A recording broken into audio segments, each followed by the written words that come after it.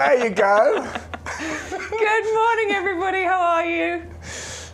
I'm sure you wore that top last time I was with you. Only joking. Do you know we are in a bit of a giddy mood, both of us. Honestly, we've been laughing all morning while setting up. But I think it's because spring is definitely in the air, isn't it? Oh, we were saying spring this is in the air. On Saturday, it really felt like proper spring. Yeah. I know it's not. I know we've still got to wait a little while, but it's a lovely sunny day here at the nursery. It's nice, isn't it? It really is. And March actually is just around the corner. A few days into March, which really is the beginning of the spring. And to celebrate, we have got so many amazing offers. Loads of new items today. Summer bedding is in. I know. Summer bedding is on the favourites table. We've got the American giant fuchsias. We've got Begonia super Cascade. We've got Begonia apricot shades. We've got Corydalis in as well. So super excited. It's great news, isn't it? We've also got a few items from our new Mediterranean range as well. We've been waiting for this. Yes, we have, and a few things that I've ordered as well. And then over the other side, we've got some brilliant deals on things like climbing roses, clematis. We've got your favourite tuberose coming up as well. Oh, I loved growing tuberose last year. Did any of you try tuberose? If you didn't, Shaun's going to do it this year. I am. I'd love you to try tuberose because the fragrance from those flowers was so good. So there's something for everybody, and as ever, I mean, we always are gobsmacked at the prices on YGTV. They're so low, they really are. Now, don't forget, it's free delivery on absolutely everything, so you can place an order now and an hour later, you might go, I'll have that as well, and you're not going to be paying lots of separate postage. It's free with everything. That's only the items on the show. That doesn't apply to the website. It's only the items that we're showing you on the show. Also, club members. I mean, we love our club discount now, don't we? Oh, my word. Don't 15% club discount. Yes, please. Thank you very much. We've increased that as well, as a lot of you already know. But yeah, it used to be 10% and now it's a 15% discount. So if I say it's 10% during the show, because I was so used to doing that. It's not. Correct me, won't you? It's 15. Now, lots of deals, and to basically access any of the deals, any of the promotions, the free postage, you need to use the code over by Bex's hand there, which is YGTV0925. Very important you put that in your basket. And as I mentioned, if you are not a club member, you need to join today. You'll instantly get a discount on your first order, but you get £20 worth of vouchers that you can spend against other orders. You'll also get free postage vouchers as well. That's when you're ordering things off the website, and loads of other great incentives as well. Now, we would love you to be in contact, wouldn't we, Bex? Yes, always. We love it when you message us. So you can message us on YouTube, you can message us on Facebook, still keep an eye on that one. Also, you can email us on ygtv@yougarden.com. If you want to send us any pictures, Alison, I've seen you're in already. Thank you so much. Shaun sent me some pictures I've seen some pictures, yes. So on YouTube, we've got Elaine, we've got Neil, we've got Malcolm, we've got Verna. Jay's permaculture allotment is in as well. Somebody just said something about how they like your fleece? Always, my lovely pink fleece. No, somebody is waiting for the tuberose. It's in today. I flicked past that comment, whoever it was. Yeah. I'm going to put my glasses on. Tuberose, they are in stock today. Hey, we've also got as well, we were discussing my beard, the colour of my beard earlier, and we have got the ginger lily coming up, haven't we? We have got the ginger lily coming. Which I have ordered, because I'm creating a Mediterranean garden this year, so I've ordered the ginger lily. Elaine is waiting for the tuberose. It's in, Elaine. It's in, it's here, it's on the live today, so I'm really looking forward to talking to you about that one. Yeah, Bex knows more about that mix. I haven't grown it, but I am growing it this year. Yes. Oh, it's so good. Honestly, it's such a good one. Apparently, Dingo's on Facebook and Penny is also on Facebook as well, so good morning to you guys. Nice to have your company. Thank you very much. Right, are you ready to buy some plants? Are you ready to save some money? Yes, I hope so. We're going to start off now. Our head gardener, Peter, is always on holiday. But they are working holidays. Peter, if you're watching, working holidays. Morning, Peter. And he went to Sicily recently, saw one of the top growers there, and he hand-selected the most amazing Mediterranean collection. And we have got a few of those on the show today. We're going to start off with the Shamrocks Compacta. This is absolutely amazing on so many different levels. I adore it.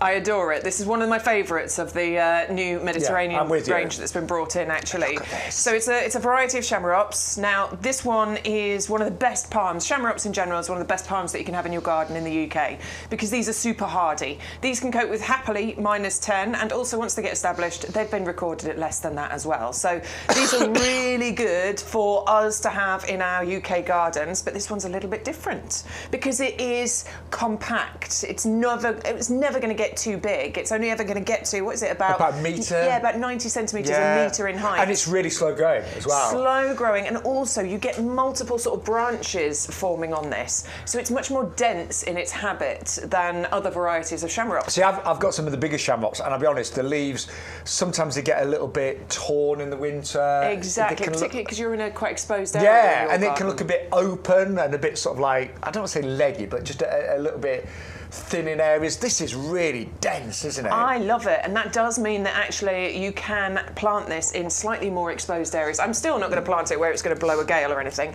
but just slightly more exposed areas. Perfect for pots, this one. So, I mean, you could plant it in the ground quite happily, but it would be perfect for large pots as well. So I think we've got options with this one. And again, just looking at that discounted price, you're going to save £6 on this alone today. Yeah. And your membership is only now £10 a year on auto renewal. I'm thinking, I'll be honest, I haven't ordered it yet because I don't know whether I want to go for one or two. And that's the only reason I haven't ordered. But that price, including free postage, and I mean, Bex and I were lifting this earlier. We were doing our early morning workout. You could do a workout with that. Well, I actually really like the pot on this as well. So it's got a red pot, but it's got an Aztec. What did you say, Stu? A Greek key design going around the edge. Have you seen it? So actually, I mean, you might want to repot it, but you don't can need straight away. actually leave it in there. Yeah, Can you see it around I think there, it's look? great. I think it's lovely. And it would definitely be happening there for this season. It really, really would. Nice sunny position, it would adore, and it is rare to get this compact version of the chamaerops. It's known as a volcano palm because it was discovered up the side of Mount Etna, wasn't it? Yeah. Yes. So that's why it's called the volcano palm. Absolutely beautiful. How much is it on the website, Stu? So it is $39.99 on the website, but you will pay postage. And is the postage, is it high on this? Because it's heavy. $6.99, that's good. That is good, actually. But anyway, you'd be paying basically £47 if you buy it on the website. If you buy it on YouGarden TV, $39.99. But all of you 45,000 club members, you'll get it for $33.99. So I absolutely love that. Now, we've also got the most beautiful citrus tree known as Calamondin coming up next. Do you know, when we first saw this, you saw them first, I saw them a couple of days later. It was like about 10 days ago, wasn't it? And we both just said, how aesthetically pleasing are these to the eye? Totally. I mean, that to me is just beautiful, isn't it? Decorative, beautiful, bountiful. It will come to you with fruits on. I like that one. I mean, it is. They are. Look how laden with fruits that is right now. And this is the exciting thing that Peter has gone and done with working with these suppliers over in Sicily. We are now providing really well-established citrus fruit trees with fruits. And I'm sorry, I've been, apologies again to the head gardener if he's watching, but I have been to some local garden centres and nurseries. There's a couple of really posh ones near where I live. And these, you could be paying, I'm going to say £60 easily. Totally, yeah. Especially when they come with fruit, and the Calamondin will come with fruit. But discounted club price, $25.49. I ordered 2 of our citruses just the other day because I couldn't resist the prices that we get as club members. $25.49 will arrive laden with fruit. And the fruit, it is completely edible. Yes. I would say, I love it, but it's a little bit on this sort of like tart side. Yeah, it is. I mean, I don't know whether they'll be slightly sweeter as they mature a little bit more, but yeah, it's a beautiful flavour. You could use it in your cooking, your preserves. So I'm not sure. I've got more bitter as I've matured. Yeah, it's true. It's true. That was a joke. Taste buds, obviously. Taste buds. I loved the taste because I love something a little bit tart. Me too. But great. I'm thinking about in your Pims and lemonade. Oh, I'm thinking about in maybe a G&T just to give it a bit of a zing. Totally. Or just little bits of it in your salads and things that you're making over the summer months. I think that zesty flavour you've got will be really nice. Actually, that would feel like pomegranate seeds and things in the salad. Yeah. And you're really good in the kitchen. You could make some lovely preserves. I would love to do that. Yeah. Love to. I've got like an air fryer. And I'm just thinking, it's an active fryer, so that you can put some great sort of stewed fruit in there. And I can imagine these in there. You eat it with the skin, by the way. Oh, no, you don't. No, that's the other one. That's a kumquat. That's the kumquat. I'll try it with the skin. Calamondin orange. Take that back. The kumquat you eat with the skin. This one you peel. Peel this one, yeah. And it's beautiful, honestly. Really, really easy to grow too. Perfect pot plant again here because these are going to need some protection over winter. So they want to go outside during the summer if you can. I mean, they could live in a conservatory as long as you've got some nice ventilation going on in there. So they could live in a conservatory. But take them outside during the summer months. Between, roughly, I'm talking about depending on where you live, but between sort of March and October, take them outside, let them have their little summer holiday, and then bring them into a cool room over the winter time. Do you know, I couldn't quite describe the flavour of this the other day, but I actually think it's a cross between a grapefruit and an orange. Yeah. It is. Don't forget to peel it. Do peel this one. The kumquat we do have, and it is on the website if you want to go and have a little look at that one. This is the one we've decided to bring into the potting shed for you today. Bex and we're talking, we've had so many new plants come into the nursery, our heads are spinning with them, aren't they? But in a good way, because it's exciting, it's new, $25.49. That is amazing. Yeah. I've bought two of the citruses from... say YouGarden. So Nathan is in the chat apparently. Oh yes, Nathan. I know you've been looking. You want this one, I think. You want the Volcano palm, I think, for your garden. The Chamaerops compacta Volcano palm. This one is a variety of Chamaerops, so got all that hardiness that we often talk about with Chamaerops, but it's going to stay nice and compact for you. Ultimate height, probably about 90 centimetres, maybe a metre in height. It is fantastic. It is. And you know, my dad had an old expression, horses for courses. But what I mean by that is sometimes you want to buy a palm, you want it to grow huge in your garden. And this is with a lot of plants. But other times you think, no, I want to buy something and know how big it's going to get. I don't want it to take over.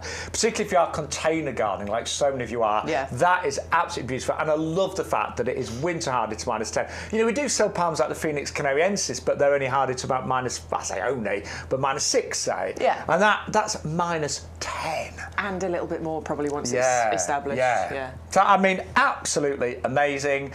Peter did an incredible job in Sicily, getting the deals as well. I mean, you know, he has negotiated so hard to get these prices. He really has, and obviously, you know, a business that's been going for as long as YouGarden has, we've got a bit of buying power, haven't we? Yeah, and actually, we have bought reserve stocks of several thousands of some of the brand new Mediterranean collection. I do remember that is delivered free of charge. I would definitely put the postage.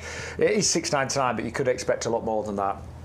Right, now, summer bedding is here today. Yes, it is. Well, we're into March in a few... You know, by the time these arrive, it's going to be March. Yeah. Yeah. What's it? Is it 25th today? It's... I mean, it's... Is it 25th? I know it's the 3rd on Monday. Because my son gets his school placement. I'm waiting for that email.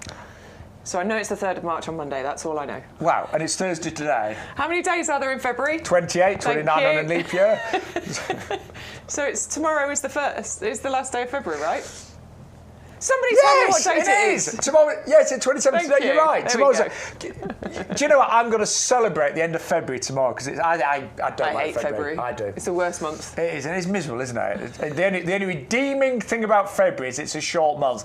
So after tomorrow, we're into March, and that means yes, we're starting to get ready with our summer bedding. Yes, and we've got some great options for you on the table here. We're going to start off with Begonia Super Cascade Mix. Now, this is one that I grew a couple of years ago. It sort of started my love affair with begonias, to be perfectly honest with you, because I was... Stop wrecking the place, Shaun. So it started my love affair with begonias because I just couldn't believe how easy they were. Yeah. Just simple, beautiful, gorgeous displays all summer long. So I planted them up from plug plants into these pots that you can see here. And just all summer, flowers non-stop, beautiful, tumbling, trailing, cascading flowers. No effort from me at all. I'd love to say it was down to my amazing green fingers, but it certainly wasn't. It's down to the plant, it's down to the quality of the plants that we provide for you. So you couldn't even see those pots because they tumbled and trailed so much. And I always think, we both love gardening. We know a lot of you watching, you love your gardening, but sometimes you need bits of your garden to be easy. You cannot have everything amazing, high maintenance. And begonias, they don't care what summer we have. It could be a really wet summer. It could be a really dry summer. You can put these in shady areas and in full sunshine as well. You're supposed to deadhead them. I never do. I've never deadheaded a begonia. No, me too. I would feed them, but again, you can get away. They're not like fuchsias that I think are really quite hungry. Yeah. But they're low maintenance. They flower all summer long. They're non-stop, and I love the colours as well. We've had a really dull winter, lots of grey days, so let's make our gardens super bright this year. I'm definitely going to be growing those again this year. Same here. Yeah, they were so fantastic. Those have to be on your list. And some of you will know, and I know I talk about it a lot, but I look after the pub garden. Me and my other half have got a pub in the village, and I have to make that pub garden spectacular but easy. Yeah. Because I want all the customers to sit there and buy drinks and keep drinking. Oh, no, this is lovely.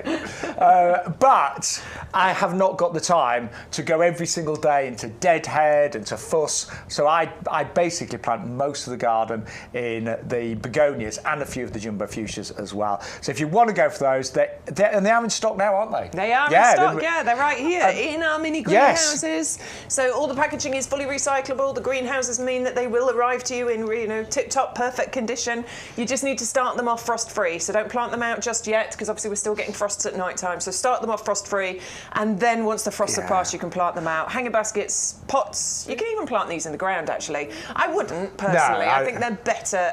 Because they've got a bit of a trailing nature. Yeah. So, but what I would say is, you can already make up your baskets and your pots, but just if you've got a greenhouse, yeah, exactly. Or you could obviously on a frosty night put some fleece over them. But by the time these arrive, we're going to be into March. And actually, have you seen next week's weather? I know, it looks amazing.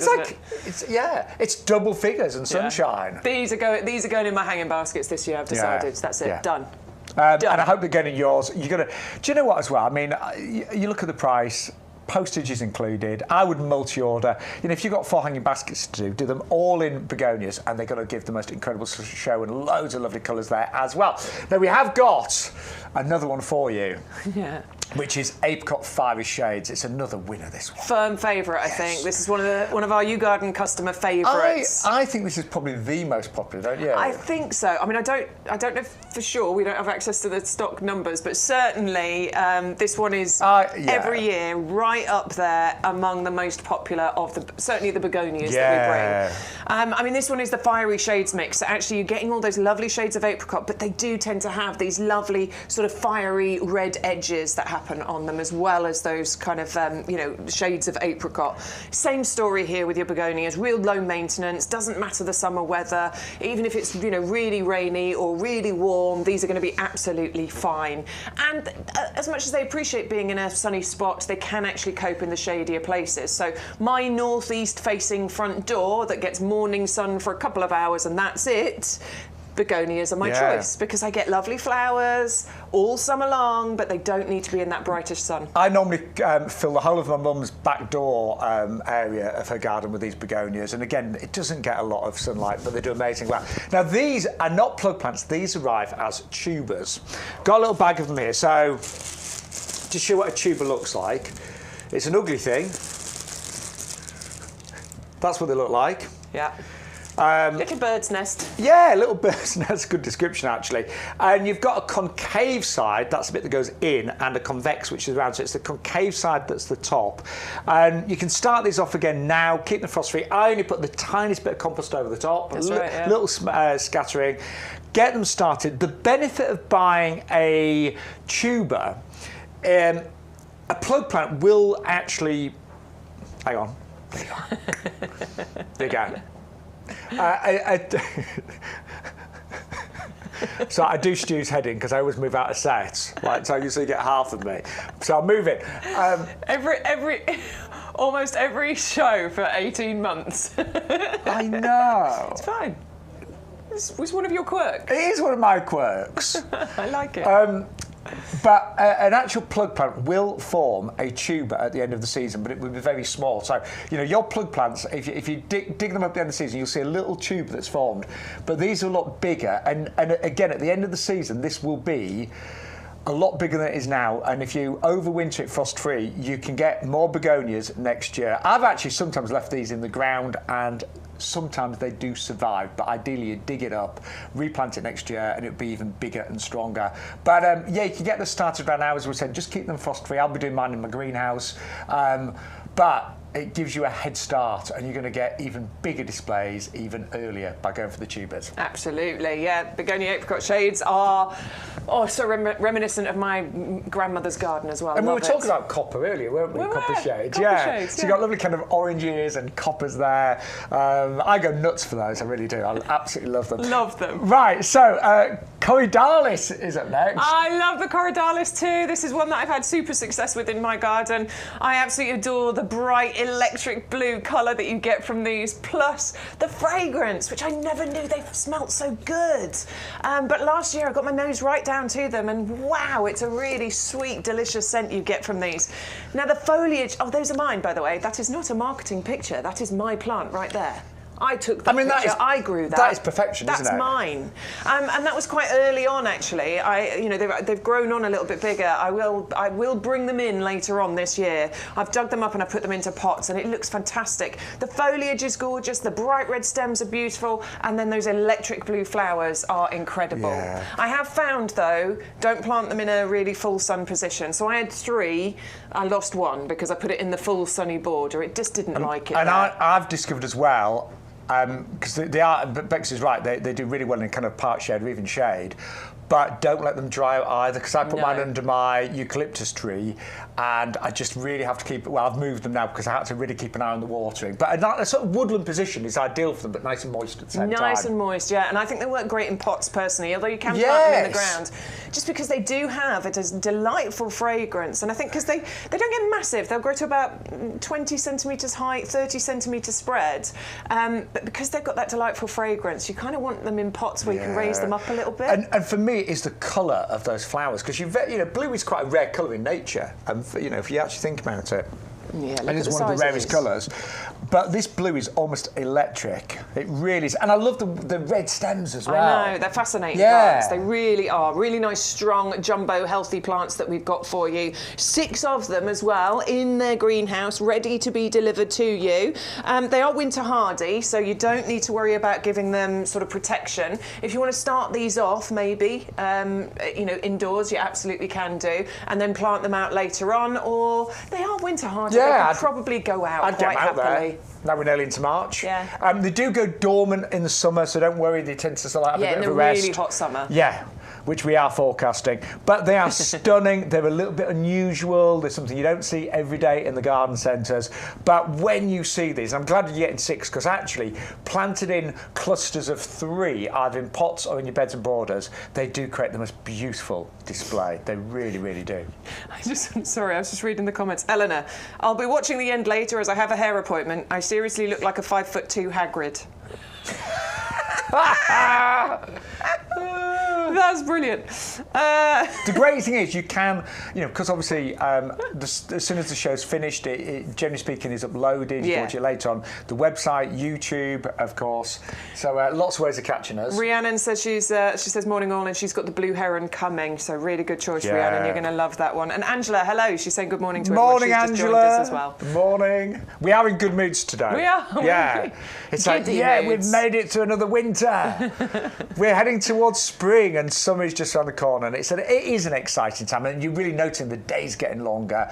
I've booked out Monday so I can do a whole day in the garden. Have you? Yeah. Oh, amazing. Forecast sun all day. I do need to do my tidy up. I need to do my post-winter trim up, tidy up. I mean, let's be honest, we've felt a bit uninspired because it has been cold and wet, but it's all changing. Great weather on its way. It is. And longer days and shorter nights. And we've got so many great brand new options, and I mean YGTV is just getting bigger and bigger. Loads of orders came in last week, but the prices that we do are amazing. They really are. They're just fabulous, aren't they? And we do have, as many of you know, we've got great customer service, so if you ever do receive an order and it's not 100% as you expect, please get in touch and we will do our very best to put it right. And that is important. We would hate, you might be new, it might be your first order, but you have got that assurance with YouGarden. We have been sending plants to the post for over 20 years, so we really know what we're doing. Right, we both love dahlias. I love a dahlia. That's the other job. I want to get the dahlias going. Yeah. So I've got them all in pots, left them in pots over winter in my conservatory. I've got them sort of stacked up. I need to unstack them, give them a little water and get them started. If you haven't got any dahlias already, this one's a fantastic option. We've got the Blackberry Ripple. Ooh. I love that colour combination that you've got right there. That's beautiful, isn't it? And what I always think with dahlias is that they give such a massive display in the first year. It's not something, we sell things like bare root peonies and we often say, it's going to be year 2, 3 till you get lots and lots of flowers. With the dahlia tubers, they're going to give you massive displays this year, and if you protect the tubers for many, many years to come. And I was thinking about dahlias. I mean, dahlias have been popular in the UK for hundreds of years. We've got the National Dahlia Society, for example, here in the UK. Yeah. There are, God, when you look at how many different types of dahlias there are tens and tens of thousands, but I think this one really stands out. It does stand out, and they're just so simple, aren't they? Yeah. The dahlia tubers, you can start them off now. I started mine off early March last year, so frost-free, in an old, one of the pots from another plant that you've had, just start them off. Little bit of water in there. Don't plant them too deep. You'll see a little stem sticking out the top. Put it into the pot, leave that stem just sticking out the top, and a little bit of water, not too much. Put it in a nice bright spot on your conservatory, in your greenhouse, and then just wait and watch. Watch the lovely growth start to come through. Do a little pinching out once it gets to about sort of 15-20 centimetres high, and you've got a couple of pair of leaf buds. Pinch them out. Honestly, you won't regret it. It creates branching, so rather than one stem, you get 2 stems. Keep doing that as it gets taller. What that does is it gives you more flowers, but it also creates a bit of stability at the base of the plant. Because dahlias do need staking. We can't get away from it, but you can actually help the plant by doing that pinching out. It creates that stability. And that means maybe less stakes or no stakes at all. And they flower normally from sort of like the end of June all the way through to the very, very first frost. So you get months of colour. They repeat flowering. The pollinators love them, of course, as well. And the flowers are big on dahlias. Big and showy and bold and bright. And I love the patterns on this Blackberry Ripple. I love the colours as well. And I actually think that would look really nice, maybe against some white as well. Yeah, definitely. And the thing with dahlias I love is that they are quite bright and bold and even brash, we could say. And I quite like that. That's what I want from my dahlia displays. Summer is the time where we really can have lots of colour in our garden. In the winter, so many days are grey and dull and flat, so to get these big bursts of colour incredible. I'd say they're easy. Just a nice, drainage is important. So if you've grown these in pots, just make sure you've got good drainage. Gravel in the bottom, lots of nice holes in your pots, and the same in your beds and borders. One thing dahlias hate is being waterlogged and cold and damp. And at the end of the season, you can dig the tubers up, store them, basically take off all the soil, give them a good brush down. Some people wrap them in newspaper, put them in sawdust, things like that, store them frost-free, and they'll come back big and better the next year. Yes, they will. Yeah, so they're amazing. Right, now, when it comes to fuchsias, sometimes size really does matter. Yeah. And these are jumbo fuchsias. These are my favourite fuchsias. I've grown these for years. Yeah, these are brilliant. Years and years and years, Bex. So these are the jumbo flowered collection that we've got here for you. These are massive, okay? So once these get... they're plugs right now. But I mean the flowers. The flowers, once yes. these get growing, honestly, they can be palm size. These can be absolutely massive. So you're going to get the 4 different varieties included in there. You're getting the Voodoo, the Swingtime, Bella Rosella and Deep Purple. You can see the lovely colour mix that you've got on the board here. And the flowers on, they're just beautiful, aren't they? They're feminine, they look like little dancing girls, they're easy. Now, I've sent you a little picture, Bex, to prove the size. To prove how big they are. Yeah. Hang on, let me find it again, Stu. I did grow these in the pub garden. Oh, there you go, Stu. Yeah, Stu's got, is that your hand? Yeah, that's my hand. Have you got tiny baby hands? I've got old gardener's hands. I'm joking. No, these were, Stu took this little clip of film last summer in the pub garden. Look at the size of those. Do you know, I need to grow these this year. So this is my pub garden. I did all begonias and fuchsias pretty much. You do need to grow them, and they are just fantastic. That's the deep purple one that we're looking at. That one is the Bella Rosella. Look, they're massive, and I've got big hands. Yeah. I've got big gardener's hands. The one thing I'll say with fuchsias They are greedy. You need to feed these. You know all those packets of Blooming Fast that we gave away earlier on in the year? If you don't feed your fuchsias, they stop flowering. And they really do. They just think they've done their job. So take off the dead flowers. They produce like little berries almost.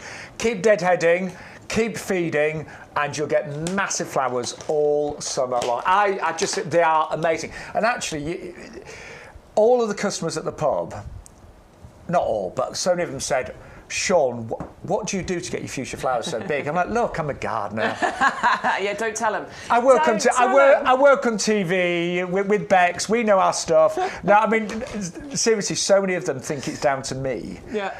And I'm like, yeah, I'm really good. No, no, I do tell them the truth. It's the breeding. Yeah, they're jumbo flowers, basically. Obviously, there's bits you can do to help them along, but they are jumbo flowered fuchsias that you're getting here. They come in the mini greenhouses. They are all labelled. So on the front here, you've got the varieties that are labelled. They match up to a letter, which you can see on the pods there at the front. So you can then tell which colour you're planting where. Some people care about that. Others don't mind. Yeah. You just plant them all together. I do remember last year we did have a shortage of these. Everyone went crazy for the jumbo fuchsias. I cannot recommend them enough. Yeah. If you want to impress, if you want your fuchsias to be bigger and better than your neighbours, because I know you have a bit of a basket competition in your street, don't you, Bex? These are Eleanor's.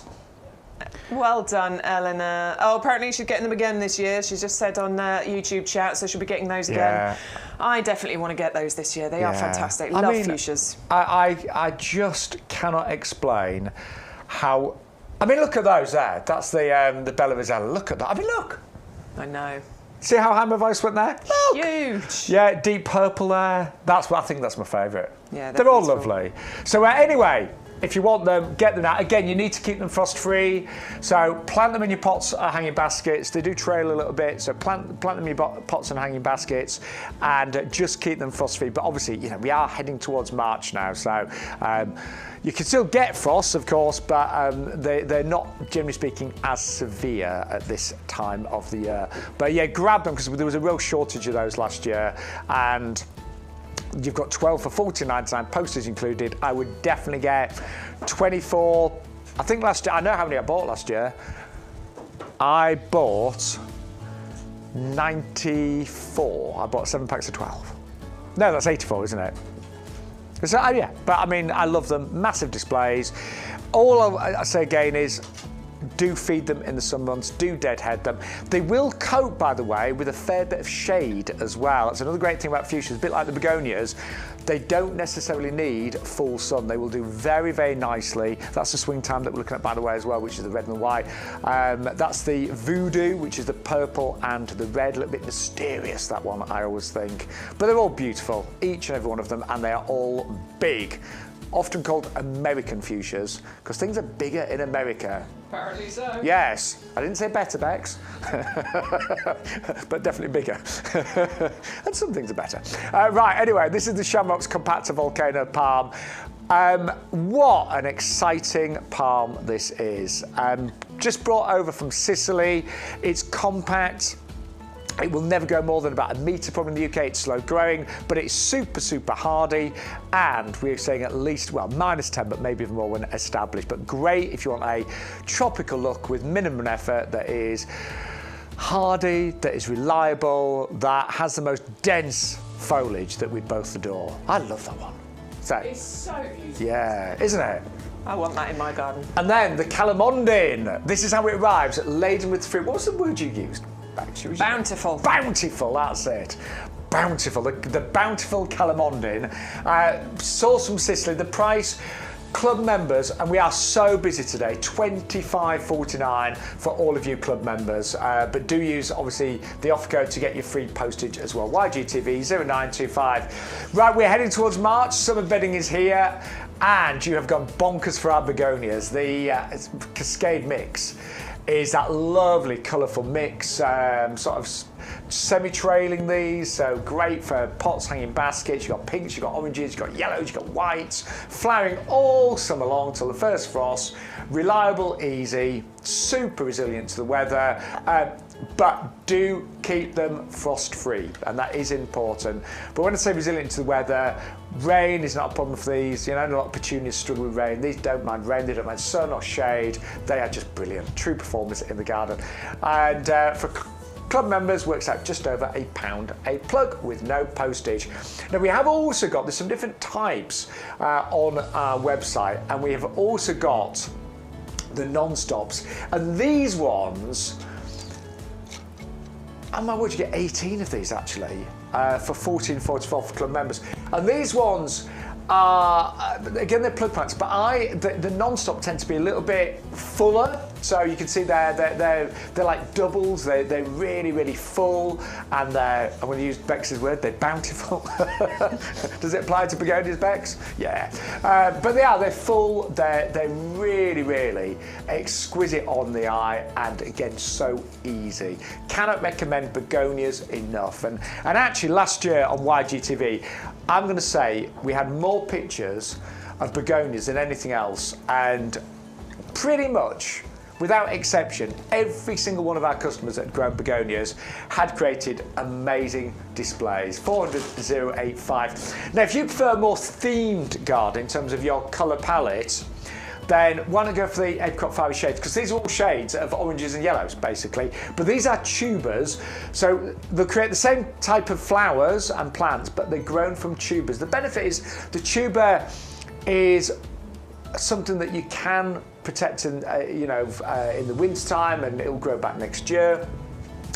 Tubers are just a different way of growing your begonias, but very easy. You can plant them up now. Just all the instructions are there. But basically, I tend to put my tubers, 10 of them, I put in a seed tray and just cover them with a little layer of compost. Keep them well watered, but don't overwater them. And then as soon as the frost has passed, you can plant them outside. 630 197. Now we've also got the blue heron, the Corydalis. Stunning plant, this one. A lot of you have been asking for it. It's a bit of a woodland plant, this one. So it likes a sort of shaded position, nice moist but well drained soil. Flowers sort of early springtime, and the flowers are these incredible blue elongated flowers with white throats on the red stems. 480 876. And don't forget, oh my word, these are already going, and I'm not surprised, the jumbo fuchsias. You have got 4 different varieties. So you've got the swingtime, which is the red and white. You've got the deep purple, which is like a purple and white. You've got Bella Rosella, and you have also got in there, to say deep purple, so deep purple, Bella Rosella, Voodoo, and Swingtime. They're the 4 that you get, and they're all big. They're huge. The flowers, you saw them earlier in my garden, absolutely massive. Super size, 400,072. But they're already going fast. We sold out of those quite a few times last year, so if you want to get a head start, get them in your basket, and I would certainly go for more than 12. Right, back in stock today are our Dahlia hybridizers. These sold out, yeah? I love these. So these, I grew 34 different tubers of Dahlia last year. I had to give loads away because I didn't have space for them. But this is one of the bags that I actually grew. Okay, so I'm having a flashback. I just remember you had pots and pots. But it did look.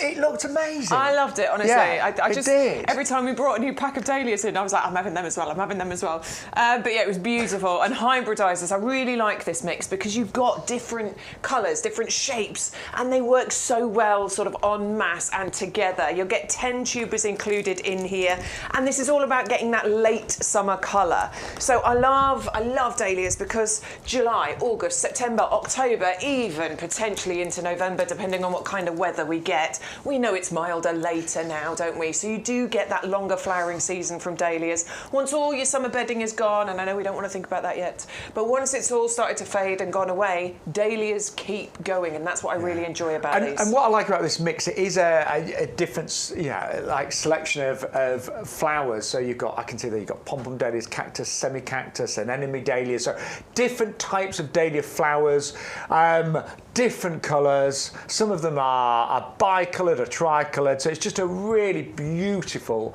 mix. And sometimes we like to plant all the same type of dahlia together, but sometimes you just want a party, don't you? Yeah. So lots of, say, different varieties of dahlias. And as we said earlier, these are tubers. They look a bit like aliens, but do not worry, they grow something beautiful, and they do produce big displays this year. You're not having to wait. Don't think, oh, well, this year you might get a couple of flowers, but next year you'll get lots more. No, you get massive displays in the first year. Have you not got pictures of yours? Yeah, I was just finding them now. Say, because you'll see, I mean, I always think with a dahlia, and bear in mind, I'm doing the maths for you now, it's £1 a tuber, pretty much, for club members. And I mean, £1 a tuber, and every tuber will produce a plant that can be up to about 1 metre. Yeah, they can, honestly. So I'm currently going through all my photos and putting them into folders, but I'm only up to April 2024. So basically, I've got all the planting out, but I haven't got the results in the folder yet. So I won't show you those now. I will finish the job. Yeah. There's thousands of pictures in my thing, and I'm trying to put them all into folders. It's taking a bit of time. I've been doing the same, Bex. You inspired me, but I'm the... It does take time and concentration. But I'll show you another time. That's the display you're going to get. So lots of different types of dahlias. So you say pom-pom cactus, semi-cactus, anemone ones there, but lots of different colours. But they'll all give massive displays this year. Full sunshine, well-drained soil.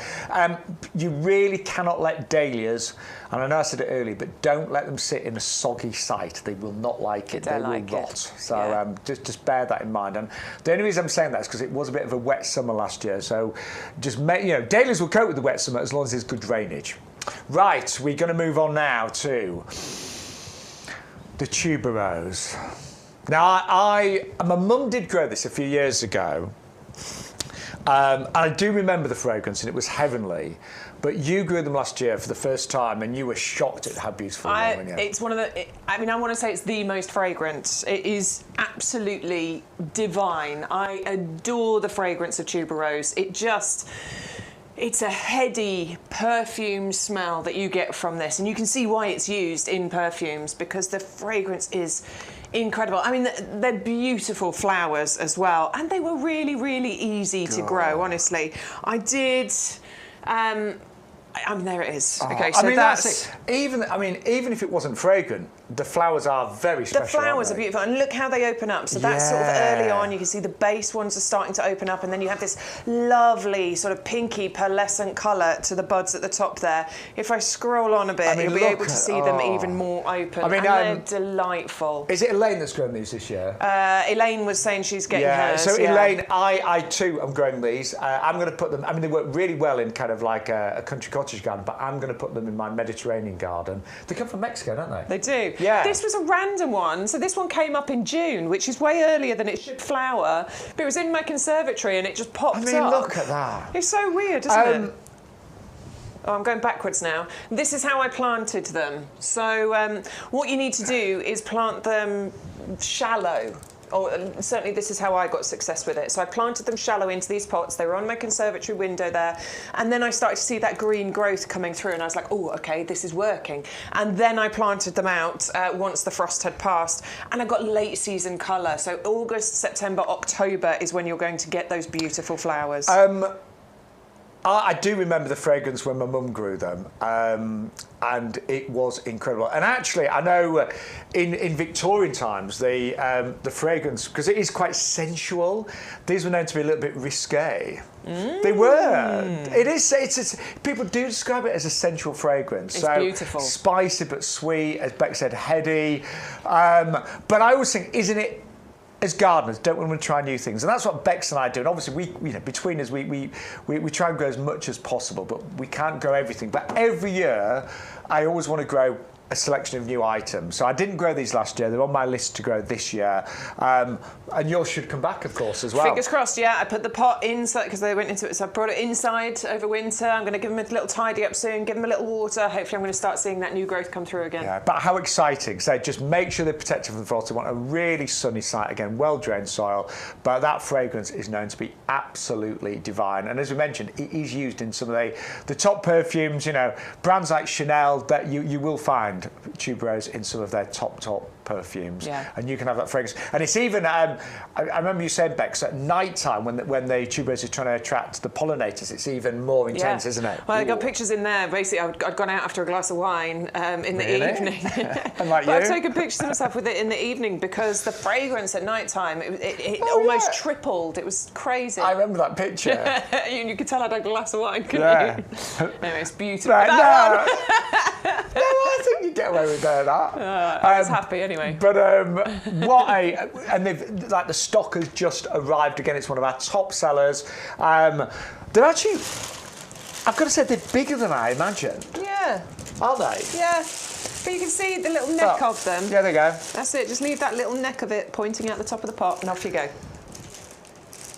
It's a similar size, I'm going to say, to a daffodil, isn't it? Yeah. Yeah, but anyway, so yes, let's go on Bex's tuberosa journey this year. The Polyanthus tuberosa, 10 of those bulbs, known as the pearl as well, exotic and sensual. Right, let's remind you of the jumbo fuses have gone crazy. Yeah, we knew you'd be going for these. So this is why I couldn't wait for the summer bedding to start coming in. Absolutely lovely. 12 plug plants. Gorgeous. Do you know what? I have never seen these in the garden centres.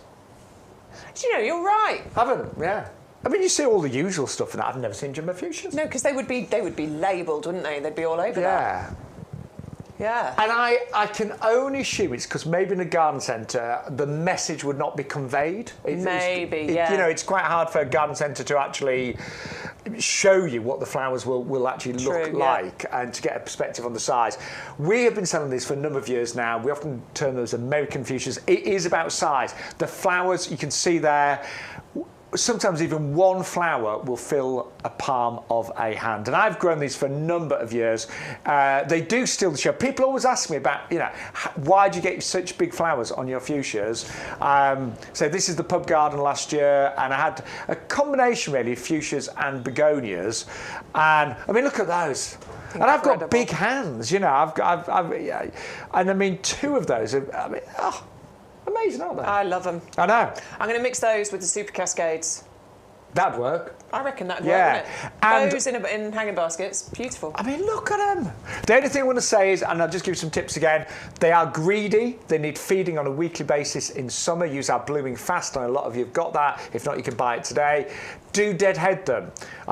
If you don't deadhead them, because they form like little, almost like berries, like seed pods, but they look like red berries. If you don't take them off, they just think they've done the job and they stop flowering. So just keep your eye on that, and then they'll flower all summer long till the first frost. Then we brought you the Begonia non-stops. 18 plug plants, club price $14.44. You get a 15% discount, don't forget, and you are saving £3. And these are called non-stop because, do you know what? They don't stop flowering. They just keep going and going and going and going. Again, minimum work for maximum results on those. I mean, I'm definitely doing loads of begonias again this year. I am. And then... Oh, yeah, I love this one. Ophiopogon.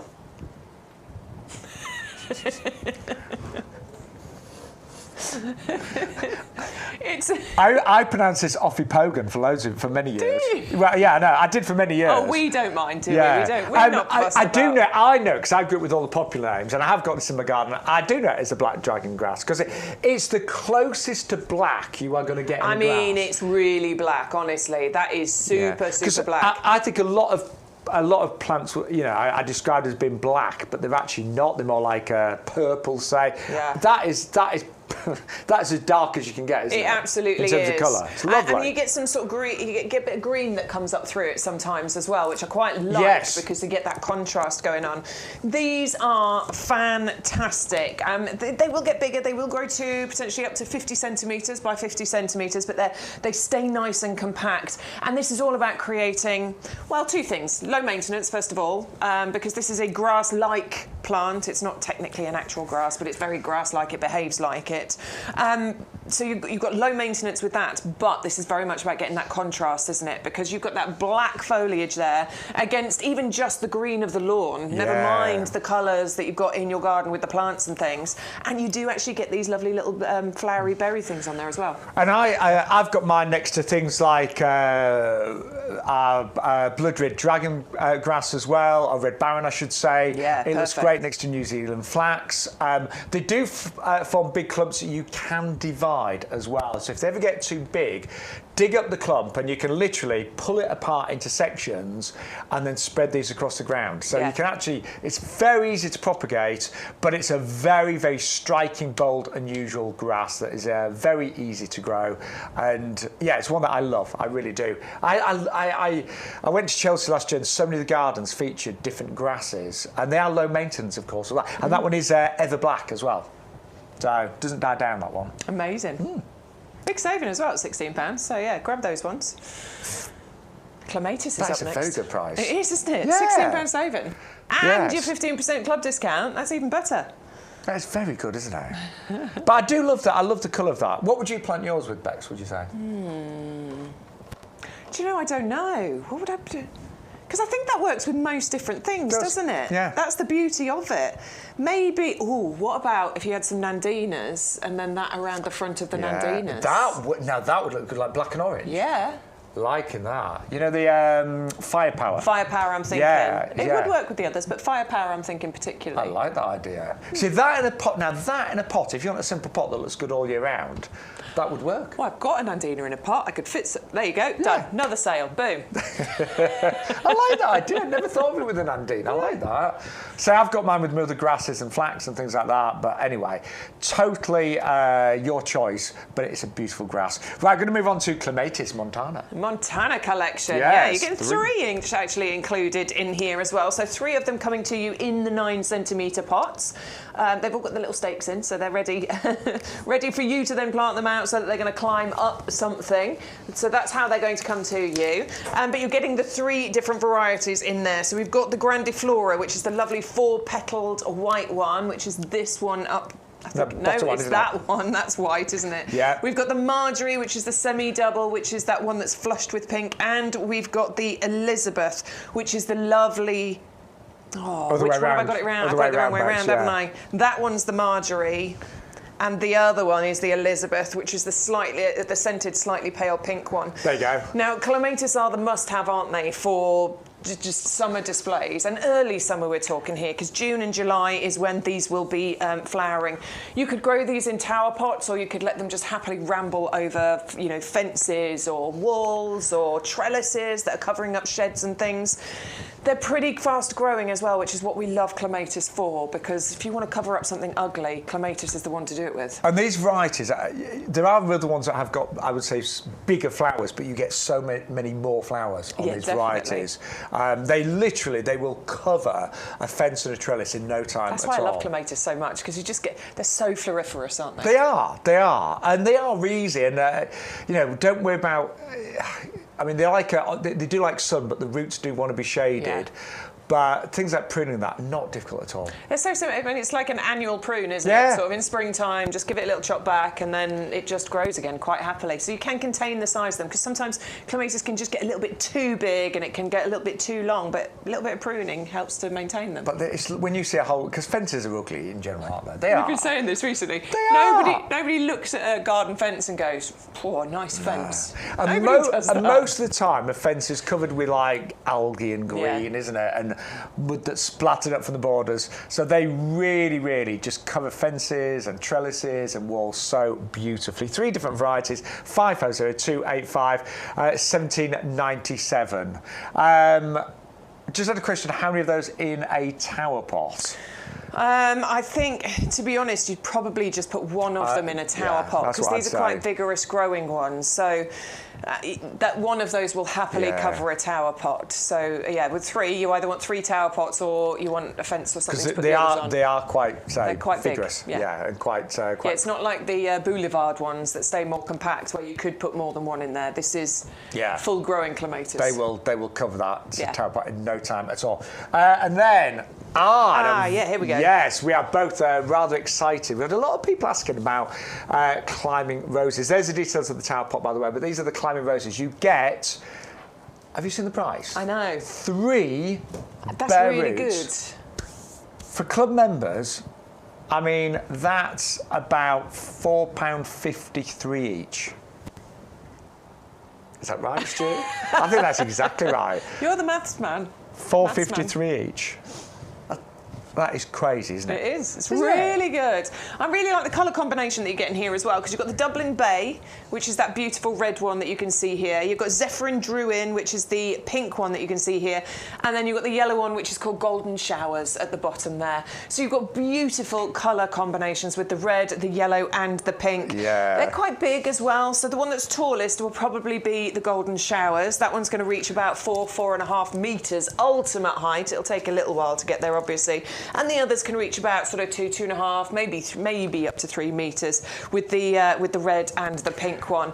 And they're super easy. I mean, roses are very, very simple. Honestly, I think they used to be more difficult, but modern methods of breeding, and particularly Harkness, who we work with, they're amazing at breeding disease-resistant roses. And even the pruning is way more simple than you might imagine. And repeat flowering. You know, a lot of things in our garden will just flower for a month or 2, but the roses, all the way from June, maybe even the end of May, right through. We've both had roses flying in November time. Yeah. You know, not as many as the summer. Arthur Bell was flowering in December. I know. Arthur Bell was flowering in December. Good old Arthur. But 3, so if you've got maybe an archway, you could have one at either side, then one going up a trellis on the fence. But easy to grow, as Bex was saying, repeat flying, great fragrances, of course, as well. And long-lived. Roses can live for decades, can't they? A long, long time, Yeah. I can't believe the price. I was right with my maths, wasn't I? I don't know. Yeah. It's just ridiculous. I know. Isn't it? And free delivery as well. Right, we are very busy this morning. Thank you for your orders. By the way, Bex and I would love you to chat with us, so please. Don't forget. We're going to read your emails out, but if you want to send in any pictures, any comments, any questions, ydtv@yougarden.com, and you can also comment and chat on YouTube and Facebook as well. Let's remind you of some of the things we've seen so far. So this is back in stock. It is the hybridizers mix. I'll give you the details of this one because we have got an amazing price. It works out about, for club members, £1.02 a dahlia. Now, bear in mind, every one of these will repeat flower this year, normally from about June, end of June onwards, right the way through to the first frost. You've got a lovely mixture because there are so many different types of dahlias. There's I think there's over 50,000 different types, but you've got mixtures. So you've got like cactus, semi-cactus, pom-pom, anemones, water lilies, all sorts of different types of dahlia and lots of different colour as well. So it's going to give you an absolute riot of colour all summer long.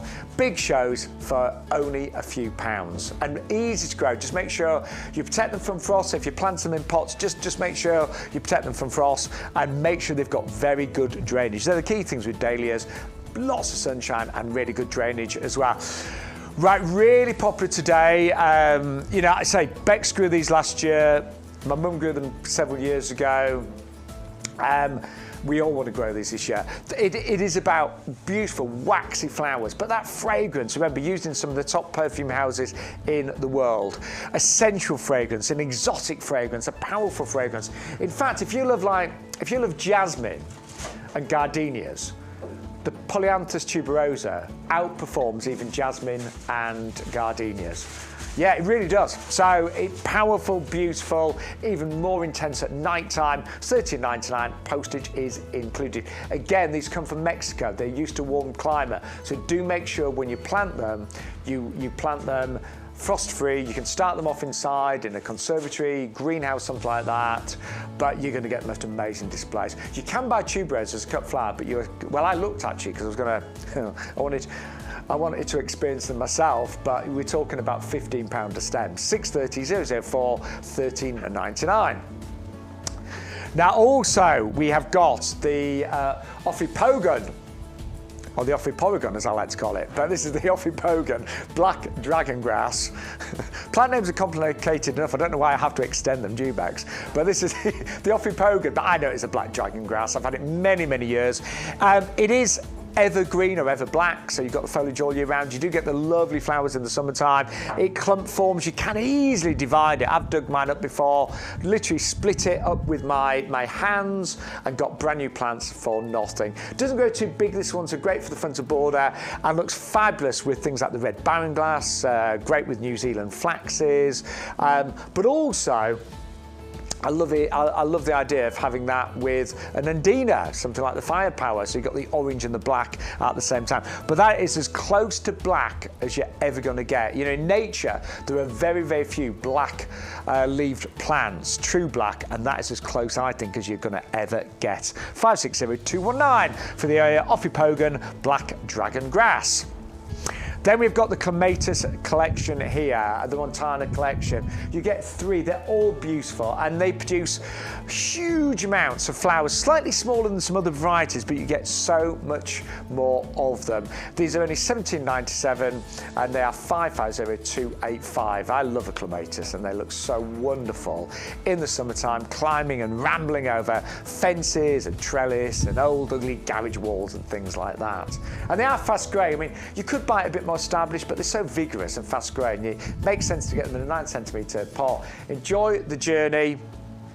And don't forget, you've got free postage on everything, so you can place an order now and come back later, place another one. If you already placed an order this morning, come back and place another. Not a problem whatsoever. You will not be paying any postage at all. Right, if I was to recommend one item in the show today, my personal choice would be the giant fuchsias. I've grown them for many, many years. They are outstanding. They're unbelievable, actually. And I know sometimes you might look at a picture of a plant and say, will mine really grow like that? Will mine be as big as that? Yes, yes, and another yes. You get 4 varieties. You get Bella Rosella, you get Swing Time, you get Voodoo in there, you get Deep Purple. So you get 3 of each. But look at the size of the flowers. They are extraordinary. And remember, keep them frost-free at the moment. By the time you get these, it's going to be March, because we're into March the next couple of days. You can put them in your baskets and your pots, but just make sure they are frost-free. And you're going to get flowers all summer long. The one thing I will say is that you get slightly maybe less flowers than other varieties, but they are far bigger, bolder, eye-catching, dramatic. They are amazing. 400-072 for the jumbo flowered fuchsias, often termed as the American fuchsia. Now, another firm favourite. These have been the most popular, and I think a lot of our lovely gardening friends out there, you know your begonias, but do you know this variety? I think this is a bit fuller than some of the others. So they're almost like doubles, they're big, but they're compact. I'm not, you know, sometimes we look at flowers that are a bit more looser. These are dense, they're compact, they're so beautiful in terms of the colour palette. Peaches and whites and yellows and oranges, absolutely beautiful. And remember, the arrivals plugs, keep them frost-free, but you can get a head start on them. They will cover pots and baskets, beds and borders. They'll flower all summer long. They're not needy. They're not going to be saying, oh, look after me. Feed me every single day. Oh no, it's raining, I've fallen to bits. No, they're not like that. I mean, do feed them, but again, you can feed them every week or two, but they don't mind sunshade. They are resilient to rain as well, and that is very important. You know, a lot of petunias, for example, go to mush when it rains. These don't. And when the flowers go over, they tend to just drop off, so you're not constantly deadheading these. So they're low maintenance. They give you a massive reward for minimum effort. 400,085, 1444 for club members with your 15% discount. Now we've also got the Super Cascade. Slightly, I think the flowers on these are ever so slightly maybe smaller, but just as pretty. And the Cascade mix, they do cascade, so they're kind of like semi-trading, so great around the edges of pots and containers. I often just buy lots of different types of begonias and mix them all up together. 400, 543 at 1274 for club members. Right. Bex, you've got some messages coming in? Yeah, lots of messages. So good morning to Millie. Hello, Julia. Morning. Jay's permaculture allotment. Obviously, I think we said hello already. Grimmy, who says, Grimmy. Good morning, I'm a bit late to the party today. Never mind, we don't mind. Olwyn has now joined us as well, so good morning to all of you. Lots of you talking about the Strulch. We had that amazing Strulch deal last week. We did say it was only last week. It has now gone. Well done if you got it, though. Well done. I mean, there's a few of you saying, so Angela says, my Strulch is due to arrive today, so that's very exciting. Penny was messaging me last night on Messenger, and she came back in, yes, because she was out in the rain, hilariously with Daisy the dog, out in the rain, laying all the Strulch just to make sure whether she needed any more. So they were both rained on, before the offer closed, so they were both rained on, covered in bits of Strulch, but she did need some more, so she managed to get in to get some more, so well done, Penny. I love this.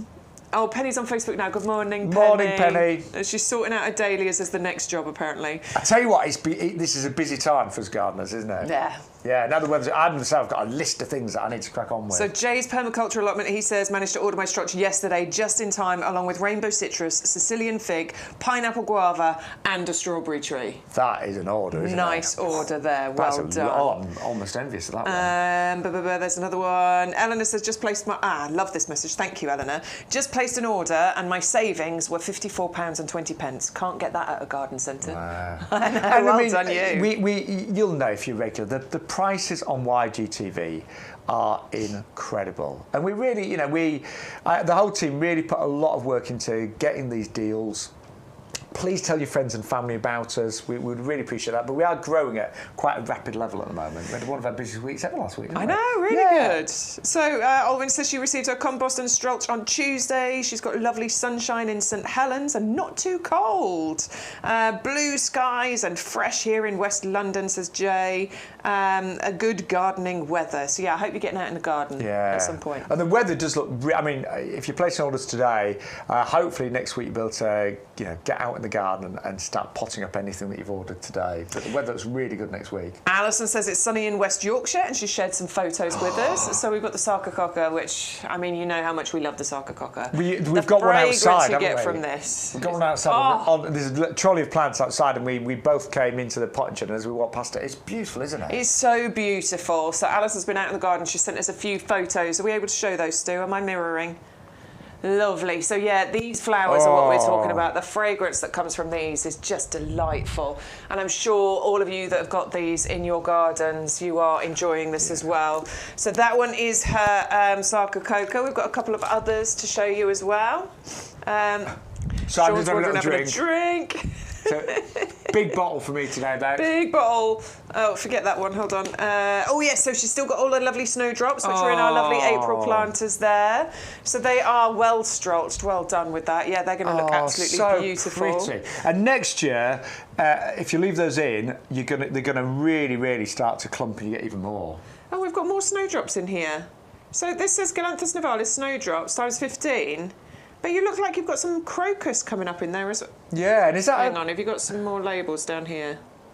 I think you've got a little snowdrop at the bottom, and then you've got lots of lovely crocus coming up. Yeah, there's another label there. I'm trying to read that. Gandini? It is an Andina. Gulfstream, yes, that's exactly what it says. This is why I love Alison's pictures, because she labels everything so we can actually tell what they all are. But I love the fact the crocus coming out as well. Lovely. Gorgeous. So that one was from Alison. Thank you, Alison. Dingo, I like this one. Dingo says, my banana plants are now residing in their new heavy-duty pots undercover until the weather warms up. Cheers, Dingo. Hey. So there they are, planted up in the heavy-duty pots. And they do need to be kept protected. So Dingo, I went on a holiday the other week. Everyone got sick of me mentioning my holiday, but You didn't go on holiday, I did, I tell you. But my banana plant's inside in the conservatory, and do you know what? I came back, and it was so dry, and every leaf had died. Oh, really? But do you know what was amazing? I gave it a really good water, and within, like, I don't know, 2 weeks now since I've been back, new leaves. Yeah, they're brilliant, aren't they? I was so pleased. But when they, you know, it's like when they start growing, they really grow quickly. Right, don't forget, you can message us ygtv@yougarden.com. Any more? One more just from Andrew. So he says he received his palm yesterday, just as advertised. Although he does say, sorry, not yours, I bought it off the website. We don't mind, Andrew. We don't mind, it's all the same. But there it is, look. That is the Volcano palm. And as Andrew said, what you see is what you get, which is what we try and do here at YouGarden TV. And remember, that is brand new. It's from Sicily. It's a Chamox compacta Volcano palm. It's beautiful. $33.99 for club members with free postage. And remember, it's not going to grow more than about 1 metre in the UK. It's slow growing. It's compact. It's the hardest palm that we probably know. Hardest about -10, maybe even more when established. And absolutely beautiful. 680 240, and it does arrive in that lovely red pot. I mean, you don't have to repot this straight away. It could stand there all summer long, to be honest. Yeah, I think it'd be more than happy. I quite like the red pot, actually. I do. Yeah. Right, we have also got, we're staying a little bit tropical and Mediterranean for you, because we have got the Callistemon hot pink. Do you know, I've had Callistemons many years, but we tend to think of them as red. Yeah, that's the one you often. That's the one you see.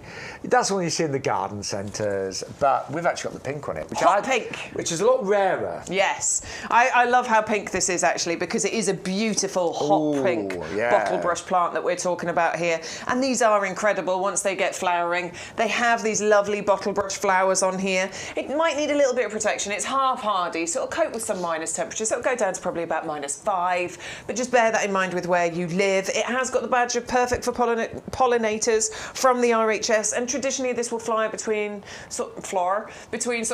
May and July, but sometimes you do get a second flush of those flowers in autumn time, and particularly if you do deadhead and just trim back just below where the flowers have faded, it can sometimes encourage a second flush of those flowers for you. And the pollinators absolutely love these. They really do. Comes in a 2.5 litre pot. Good time to buy it now, because you're going to enjoy all of the flowers this early summer. Yeah, and there's you buds. really are. Yeah. Check it out. There's buds on every single one of those stems. Look, right up at the top here, Stu. Yeah, it's a very good time to buy this Callistemon. You've got all of that excitement to come this summer. There they are. Fat bud. There's another big fat bud. Little tip for me, in my own experience, do not hard prune a Callistemon. Yeah, don't. Because they don't like it. Just, they really don't. Just behind the flower buds. Yeah, and don't. If you're going to do any pruning, do it during the growth season rather than like autumn time, because again you don't want to prune it back just as the cold weather hits. We need to just visit Facebook, because obviously Stu's keeping an eye on the messages on there. So Penny obviously messaged, but Pauline has also messaged on Facebook. She says, first time in months we've got clear blue sky, the sun's been out since 7 o'clock, and David is similar. He's going to take the chance to do a bit of gardening, and then he's got to go to York with his mum in hospital. I hope she's all right. Oh, bless. But then he's going to go and he's going to come back and watch us later on, because of course you can catch up on Facebook and on YouTube and via the website as well. So it's lovely if you can join us live and interact with us, but we appreciate you've got lives. Yeah. So if you need to disappear, you can always watch back later. In York Hospital, I've been there many times because I'm from York. Yeah, of course. Yeah. Touch wood, it still is, but it was, from what I remember, a very good hospital. There you go. Yes. Right. We're going to move on now to... You're excited about this one? Yeah, because one of the things we both love about working for YouGarden is that there's always new plants. There's always plants that we haven't Yes. grown. We both love the Callicarpas, but we have never had this magical snow star before. So when we think of Callicarpas, we think of the beauty berry covered in purple berries. Yeah. These are white. These are the Like white a creamy ones. white. Now, if you've already got the Callicarpa Profusion Beauty Berry, why not get this one, the Magical Snow Star? Because I think these two together, planted, you know, near each other, that will be amazing, won't it? You know how much we love them. Perfect partner we've got here. Again, this is going to grow to a similar size as well. So in time, this could get to 6 feet height. It could spread by sort of 4 or 5 feet as well. But you can prune these back. You don't need to let them get that big if you don't want to. You could grow them in pots as well. You get those lovely pearly white berries in autumn on the bare leaves. They start to form actually while the beautiful foliage is still there, because obviously the foliage is going to burst out soon, and then you sort of towards the end of summer you see the berries starting to form whilst the foliage is there. Then it drops and it exposes this delight. I think that's stunning, honestly. I love it. It's self-fertile. It loves well-drained soil. It can cope in a part shady spot, and it's fully winter hardy. I think it looks amazing. I love it. We were both, yeah, really both good. really excited about that one. Brand new, and it's a Callicarpa we know so many of you love, but this is brand new, and it's the Snow Star, and it's that lovely kind of just, I would say, just slightly off-white. Right, compost. Now, we are heading towards March. Yes. This is, March, I'm going to say, is the busiest month, generally speaking, for compost orders. There's nothing worse than planning a day out in the garden, lots of jobs to do, and you run out of compost. I have done it, you know, several times. Many times. And it's really annoying, isn't it? You know, you think, right, I'm going to crack on in the garden. I'm going to plant all of those plug plants. I'm going to put all my new perennials in. I'm going to plant my bare root roses. I'm going to make up my summer hanging baskets, and you run out of compost. Yeah. It's really annoying. I've got 4 bags at home at the moment, but I'm just thinking about all the jobs that I've got to do. It's not going to be enough, so I need to put another order in. So what we're going to say today is get your compost orders in. We've still got the new reduced price. $21.23 is the club discount price. If you're not a club member, do it today, because every time you buy compost, you're going to save £3.50. No delivery charge on this, so postage is included. And they do arrive in boxes, so if you want to, you can actually store them and stack them in boxes, but do it now, because honestly, March is a mega busy time for compost. And this is still our best-selling item and our highest rated here at YouGarden, has been for many, many years. Yeah, because it works. And you guys who use this regularly, you already know how much this works, and we've already turned you into compost snobs. But we want to talk to any of the new people here. If you are buying that cheap, nasty compost from the garden centre or from the garage, please can you stop? Because you'll get better results with this, and we know that because we've used it. It's the compost we use at the nursery. It's packed with essential ingredients that your plants are going to love. It's like a vitamin pill for your plants. It's got an amazing texture, first of all, and that's made up by the composted wood fibre. That's this. You can see a little chunk of it here. That makes up about, 50% of this, which is brilliant. It means that it will hold on to moisture, first of all. It allows for even water distribution, but it gives it this lovely light, airy, even texture. You know, when we talk about how something likes free draining soil, that's what you're getting here. Now, I potted at the pub garden in October time. We're going to be revisiting in hopefully in a few weeks, because everything has done amazing in this compost. All of my violas, all of my primroses. I've grown loads of our, we do big packs of perennials as plug plants. But the compost, whatever you're growing, pretty much from seeds to trees, it will provide the perfect environment. And it's false economy to spend money on great plants and then put them in a poor compost. So you've got, we mentioned the compost wood fibre, you've got different types of peat in here, reduced quantities, but you've got white peats, dark peats, you've got renewable peats like sphagnum moss peats, loads of slow release fertiliser. Yeah, loads of little balls in there, little green balls that will release that fertiliser into the compost, giving you a good maybe 4 to 6 months of that feed in there. Keep feeding your plants though, it's just your insurance policy, and it's a great way of getting your plants started by having having that feed in there as well. There's also a wetting agent, one of my favourite water ingredients, because the wetting agent means that the compost rehydrates very, very quickly. So if you've ever got like a really sunny day, windy day, and your basket dries out, some compost, when you water them, all the water just literally goes over the side, and it's really annoying. This one, you can see there, reabsorbs the water absolutely brilliantly, and a pH buffer. Yeah, the pH buffer puts it in exactly the right place for the majority of your plants to live in here. So it's been specifically designed so that it's multi-use, multi-purpose. So the majority of your plants, 98% of what you put in your garden is going to live a really happy life in here, whether that's in the ground or in pots or your hanging baskets. There's only a few exceptions where they might need the ericaceous compost that we have available on the website. And I did a few trials last year, and I did use, predominantly, obviously, I used compost, but I did a few trials of other things. And I tried a few coir-based composts and peat-frees. And the things I found, and don't get me wrong, you know, coir can be good, but it does have its downsides. And coir is really low in nutrition. Like, it has actually very little nutrition in there. So you've also got to subsidise it with lots of feed. But also, I found once coir dried out, it didn't rehydrate that well. No. So my tomatoes that I grew in... It runs over the edge all the time. So, the tomatoes I grew in the coir-based peat-free compost did pretty poor. They were very tasteless, they're quite fibrous, as it happened. So it is our bestseller. You all swear by it. Amazing reviews, and our price is incredible. Now, you probably noticed two prices on the screen. There's the red price, which is very good, but we prefer that price, don't we? I want that one, please. How do I get that one? It's really easy. You join our discount club today.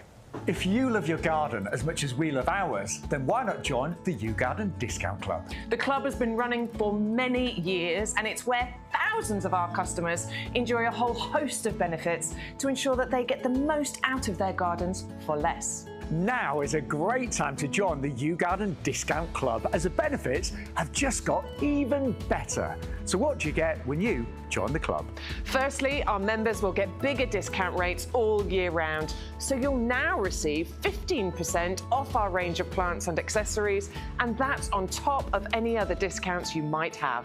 For those bigger investments, such as garden furniture or lawnmowers, for example, you now get 7.5% discount on all of our outdoor living and machinery range. In addition to the ongoing discounts, you'll also get more voucher value when you join or renew your club membership. We will send you 4 £5 product vouchers, which you can redeem throughout the year against the cost of your orders. And there's a new added benefit. You will now receive 2 free P&P vouchers, which can be redeemed against the cost of your shipping. Club members get priority access to exclusive offers and brand new products at our best prices. We'll keep you up to date with fantastic advice and top tips from our grown experts and professional gardeners to make sure that you get the most from your new purchases and existing plants. The best way to join the club is with our auto-renewal subscription. You'll pay £10 per year, then at the end of the year, we will automatically renew your membership to ensure you retain all of your benefits. Plus, the price you pay when you join will never go up for as long as you remain a member. And that's a guarantee. And remember, when you join the club, you will start saving from the very first order you make, as the discounts will be applied immediately. So with all that the YouGarden Discount Club has to offer, why not join us and start saving today? We'd love to help you make the most of your garden for less with the YouGarden Discount Club. Do you know when Bex and I... Hang on. We're in the wrong place. Oh, He's going to tell us that. He's going to tell us I wish we were given clear instructions. No, don't you, Bex? I was talking too much about my neck issues. Yeah, sorry. Hello. Stu needs to hire some professionals, doesn't he? He really does. Apologies. Here we are. Just talk about the club. Bex and I had such a great day filming that because we were so delighted to be sharing those messages. You know, we could not believe. We always loved the club, and we joined the moment we started working at YouGarden, we joined the club. But now to get all of those added benefits, love it is incredible. So if you're not a club member, you can join today and get all of the savings on your first order. And as we said in that little clip of film, all of your vouchers will arrive in about a week or so, and you can just save a fortune. I could not imagine why anybody would buy from us and not join the club. Yes, absolutely. Would make no sense. Absolutely. If you love your gardening, then you need to be in the club. And if you love saving money, even more money, then join the club today. I placed 3 orders last week, and I just love seeing those discounted savings. I know, it's exciting. Right, very busy for our jumbo fuchsias. These did sell out many times last year, so sometimes there was a bit of a wait list, there was a bit of a delay. We have got them. You're the first to get them today. They're in stock. It was lovely last week. We saw all of the bedding arriving at the nursery. This is exciting time. Been looking forward to this. So you're going to get 12 of the beautiful fuchsia. These are the jumbo flowered fuchsias. And when we say jumbo, we really do mean jumbo. These flowers are incredible. 4 different varieties included in there. So you're going to get 3 of each plug plant. They're all perfectly labelled in the box, so you know which colour is which. And those are Shaun's that he grew last year. That is Shaun's hand. That was a pub garden. And, without sounding big-headed, but so many customers were just wowed with my fuchsias. And I put it all down to my green fingers, an incredible experience. But no, it's the breeding. It's the breeding of the fuchsias. They are extraordinary, and you don't tend to see this variety in the garden centres. We're not sure why, but it's been one of our best sellers over the last few years. And again, keep them frost-free, so you can get a head start on them. Just make sure they don't get bitten by the frost. Feed them weekly in summer, deadhead them, take off the seed pods, and you'll get these displays all summer long. But, I mean, they are amazing, aren't they? They're breathtaking. I love them. I mean, garden displays, summer garden displays, fuchsias have to be in those. Yeah. I'm going to get those. They're going to go into my hanging baskets this year, along with the Super Cascade begonias, because I think they're just going to work beautifully. Love, love, love. Yeah, and don't just buy 12, you'll regret it. Don't. Yeah. Buy 24, buy 36. I put about 5 in a hanging basket. So an average size hanging basket is like 12 to 14 inches. I put about 5 in there. Well, we've got some hanging baskets. I mean, you may already have some hanging baskets, but just if you're looking for some, we've got these beautiful acorn hanging baskets here. So they do come with the hanging bits. So those just clip into place. You can just keep them as pots if you want to. The clips can be attached or removed at your will. That's I say that, I'm trying to do it. There we go. There you go. Did it one-handed. That's very good. So you can just remove those as well if you want to, very simply. They're the anti-twist hanging bits that you get on there. And it is 2 of them that you will get. So it's a pair of those 10-inch baskets. Beautiful design on there. But to be perfectly honest, once those fuchsias get growing, you won't even be able to see the pots at all, will you? And with that size pot, I'd only put 2 or 3. 2 or 3. Yeah, I'd probably really put 3 because I'm an overplanter, but 2 would probably be enough. It would. But if you are buying those baskets, just again, keep watering those fuchsias and keep feeding them. But they're going to look great in there. Now, we've also got the most stunning Blackberry Ripple Dahlia collection. You get 3 tubers, $12.99. Club members, £11.04. Love dahlias. The massive displays, minimum effort, but what an extraordinary colour scheme this is. Late flowering displays is what I love about dahlias. So June, July, August, September into October, and they're great for cut flowers as well. So I find them very simple, very easy. Just make sure you keep deadheading. I find that that's the trick with them. Keep deadheading to keep those flowers coming. And you can plant them now, just keep them frost-free. 63314. And when you open up the bag, they do look ugly. They are like aliens, but they produce the most beautiful flowers. They do. I often say, Bex, I was an ugly baby, but it's hard to believe. My mum said the prettiest cows come from the ugliest sows, is what my mother used to say. I'm not sure quite what she was trying to say. Moving on. I'm not sure I actually ever did blossom, by the way, but those will look beautiful. They really will. Right, got to move on to the Corydalis blue heron. Loads of going for this. I know it makes no sense to. I know it makes no sense. That was. I think she was trying to tell me I was pretty and that she wasn't. She was beautiful. I don't know. Who knows? I'm sure that maybe I've got the saying wrong, but I'm sure that's what she used to say. I look back, my parents had the most weirdest expressions too. Weird expressions. Do you know the one that really got me? As a child, I'd ask my mum where something was, and do you know what she'd reply is, well, it's down yonder. What's that mean? Where's yonder? I remember as a child, where's down yonder? Did yours ever say that? Where's down yonder? Not yonder, no. Down yonder. A bit more north. Is it? Yeah. But I was like, I remember as a child trying to say, but what does down yonder mean? It's down yonder. What, that way, down here? No, it's down yonder. Anyway, moving on. Corydalis blue heron. Down here.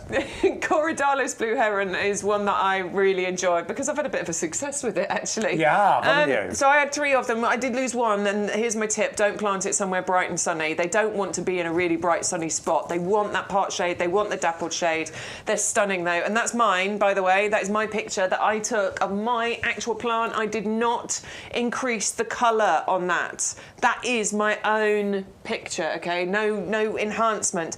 So the reason I'm saying that is because that blue really is that blue. I know. It's that blue. No filter. So you get those lovely red stems on there. The foliage is super interesting, and these bright blue flowers, electric blue, and the scent from them is surprisingly good. Do you know what I was thinking about? Surprising. A few weeks ago we had a Lily of the Valley on the show. Yes. That'd be great companion. Yeah, they'd work great in the same place. Same place, like woodland, moist, good organic soil, but nice and shady at the same time. And the foliage stays throughout winter as well. The flowers obviously die down, but the foliage stays there, so there is something there. I keep mine in a pot now. They're lovely, aren't they? And that blue is like electric, isn't it? Yeah. Wow. And that is that is not an enhanced picture. No. That's a real thing there. You get all 6 of them, big plug plants, $21.20 for club members with your 15% discount. Right, you are loving also our begonias. Got 3 different types of begonias on our live. So we've got the tubers, and these are the apricot fiery shades. They arrive as tubers. You can plant them. Again, now just keep them protected from frost. This is what they look like. You get all 10 of them. They're like a bowl, and there's a concave and a convex side. If you're not sure, normally the hairy side is normally where the roots are going to come. So if you're not sure, just have a little feel. And we always start these off in pots. So actually, I put mine normally in seed trays with about 1 centimetre of compost over the top. And then once you've got some good green growth on there, then you can plant them outside. But those are the apricot shades. Those tubers will, if you want to dig them up at the end of the year, store them frost-free. They'll come back next year. I mean, my friend Matt, who's been gardening for a long time, his begonias are about the size of a hand now. They're massive, wow. Yeah. They're absolutely huge. But you get those at $11.99, $6.31.97. But you've also gone absolutely crazy for our super Cascade mix. And these are a real riot of colour. Every colour there, isn't it? Complete riot of colour, yeah. And they cascade gorgeously. So they do in pots and in hanging baskets. They tumble and cascade over the edges. They deadhead themselves. They're not fussy about summer weather. I mean, the year I had those in the pots, they were in the south facing it, so they were in bright sunshine. But actually, when I grow them this year, what I'm going to do is put them in my hanging baskets on the northeast side of the house, and I know that they will still be as amazing. And that was quite early on in the season. They got bigger and better than that. But I mean, you look at that, and again, we say minimum effort with begonias. Yeah, exactly. They're not needy. No. I mean, do use our compost. You know, give them a good chance. But you know, I know from the ones I grew last year, and hundreds of them, wet days they don't drop to bits. You know, like some petunias just fall apart. Yeah, like you know, a little drop of rain and they've just gone to mush, which is really frustrating. These don't, and it's not constant deadheading. I mean, I've never deadheaded a begonia. You are supposed to, but did you deadhead yours? Be honest. No. They're just so reliable. I call them warriors in the garden. So if you want big displays, minimum effort, then get yours. And don't get me wrong, we're not lazy gardeners, but if everything is hard work, it becomes a labour of love, doesn't it? Yeah, so we're busy, aren't we? So a lot of people have busy lives, and you need to have some simple things in the garden. You do. You need some areas that are low maintenance, and they are extremely low maintenance, but so rewarding. 543 for the super Cascade mix there. Right, I'm very excited about our next table, Bex, because we're going ginger lily. I do love a bit of ginger. Absolutely, the hardy ginger lily. This one is an award-winning one as well. This has got the RHS Award of Garden Merit, so definite proven performer. This looks so very tropical. Looks like it's going to be really tricky, really hard work. Oh my word, that's going to need loads of extra winter protection, but it doesn't. No. And I've ordered these. Hardy. So some of you know I'm creating a sort of like a Mediterranean area, and I'm growing these for the first time, and I cannot wait. And just something that this image doesn't really show are the magnificent leaves that you get on here as well. Kind of like banana leaves, aren't they? Yeah. When you actually, there you go. That's better. So big, like banana-shaped leaves, massive flowers, and these can go really tall as well. They can. I mean, these can get to a metre and a half, actually, in height.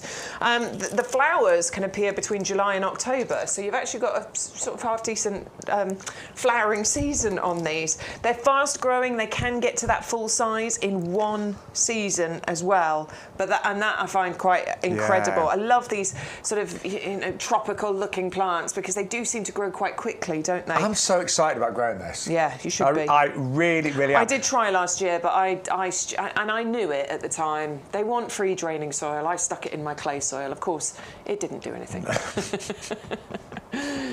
Yeah. So don't do what Bex did. Don't do what I just thought I wanted it. I'll try, but yeah, it didn't work. So I'm growing mine in pots, and I am going to make sure there's really, really good drainage, and a nice sunny position. And I know sometimes, I mean, I've got a cat, so I've got to be a bit careful with certain lilies, but although this is called ginger lily, it's more related to ginger, isn't it, rather than a lily? Yes. So I'm pretty sure that it is pet friendly. I would like to say yes, but I don't know for sure. But it doesn't produce the pollen like lilies. Correct, yeah. So, but it does have an amazing fragrance. It does have an amazing fragrance, and it is hardy, but do give it a good layer of mulch. Just make sure it gets through the seasons, mulch it after once it's done its job. Give it a good layer of mulch, and then it'll come back for you next year. But if you want to try something new and exciting, then give it a go. Yeah. So that's I've seen it online. I've seen videos of it, but I want to see it in my garden. So if you're like me and you want to do that sort of like exotic tropical little corner ginger lily, and we want to see your pictures. I know a lot of you have bought the tuberose. Last year, a lot of you bought the flame lily, which we've got coming up as well. But this is exotic, unusual, weird, wonderful. And I love the foliage. I mean, even if that didn't flower, and it should flower this year, but even if it didn't, just to get that banana-type foliage would be amazing. Tropical. Yes. Beautiful. Tropical, exotic, and the fragrance is supposed to be incredible again. I'm very excited about my ginger lilies, I really am. So I've ordered those. Right, strawberries. Do you know, I bought some strawberries yesterday. First time I'd had them in years. Not years, sorry. In quite a few months. And they were actually, for a shop-bought strawberry, quite tasty. Yeah. But they're always better when you grow them yourself. So much better. They are. It's one of my favourite things to grow, and I do it every year. Love my strawberries. This one's a great variety. This is the Cambridge favourite. So this is a mid-cropping variety. So just when you want them, just when Wimbledon's on, and we're all going, I fancy a bowl of strawberries and cream. That's when you should be picking these strawberries. You're going to get 20 of the runners. They come to you in the bags like this. It works out about, is that a club price yet? 51 pence. Oh my word. Per runner in the club. So yeah, they come to you in these bags. They've got a little elastic band around them, so you just need to separate those out, plant them wherever you fancy, to be honest with you. They can go into hanging baskets, heavy-duty pots are great. You can even grow them in the ground if you want to. Super easy, a really popular variety and a very heavy cropping variety too. Now, I don't know who it was that messaged in the other week, but it might have been on my social media actually, but somebody had not had success with runners, and we worked out what they were doing wrong, because let's just get it. Can I get these out? They've been planting them too deeply. Right, okay. So that is the crown. So you'll see that's new, and that has to stay above the soil. Yeah. If you plant it too deeply and it's wet, that could rot away. So that's the only real rule. That part there just wants to be above the soil. And as Bex was saying, just give them a really good drink when you get them home. But I'm planting strawberries this year in all sorts of things, even hanging baskets. They look really nice. And I know at Chelsea last year, the Chelsea Flower Show, I do remember one garden that had strawberry plants amongst all the flowers, and they look great because they flower as well. They look really pretty. They're really beautiful. They're super simple. Do feed them. That really, really helps. And yeah, a layer of mulch or strolch around them will also help to keep any bugs and things away from them. I was thinking that if you grew them in hanging baskets, that's a good slug deterrent. Yeah, definitely. Yeah. It's more difficult for them to get that slug's got to really work hard to get up there, hasn't it? Yeah, it's got to be really keen on those strawberries. I mean, the value, again, 20 runners, it works out just over 50 pence a runner. And even in the first year, potentially you're going to get all of your money back Definitely. You know. You'll get decent crops in the first year. I mean, strawberry runners really get into their own sort of year 2, 3 and onwards. They last about 4 or 5 years, but you always get runners that are produced from these runners, and you've always got new plants. And a great one to get the kids involved. Very easy. You know, we always grew strawberries as children, and why not do it now? Save a fortune, get all of that taste, get a healthy diet. But don't be too healthy. Smother them with cream and ice cream. They'll be even better. Make an eating mess with them. Oh, yeah. I love an eating mess. Yeah. I do as well, actually. No, And it's so easy to do, isn't it? I love it. Right. Buddleja. I've got a love-hate with Buddleja. I have. Me too. Because you know what? I love the fact that they're known as the butterfly bush and they attract the pollinators. That is a reason enough to have buddlejas. But they do grow. I've got one in my garden, and it's a big old thing. Yeah, and do you know what? Some places, some gardens don't have the space for it. You're fortunate you've got the space in your garden, so you can allow something to grow a little bit more wild.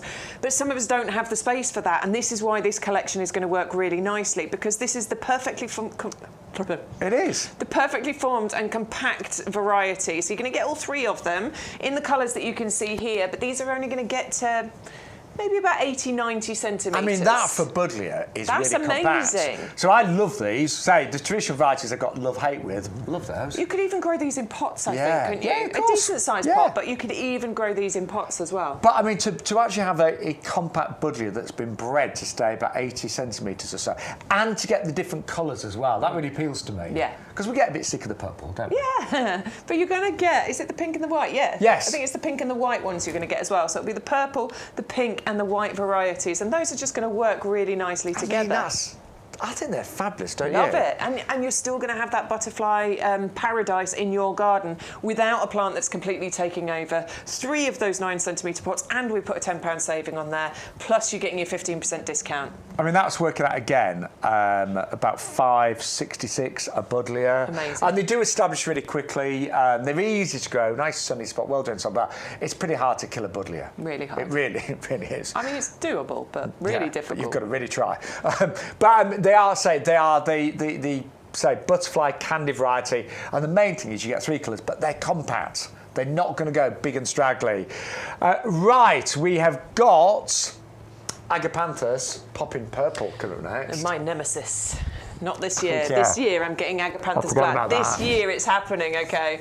All right, There's always a bit of tension when we mention Agapanthus around Bex. I love them so much, though.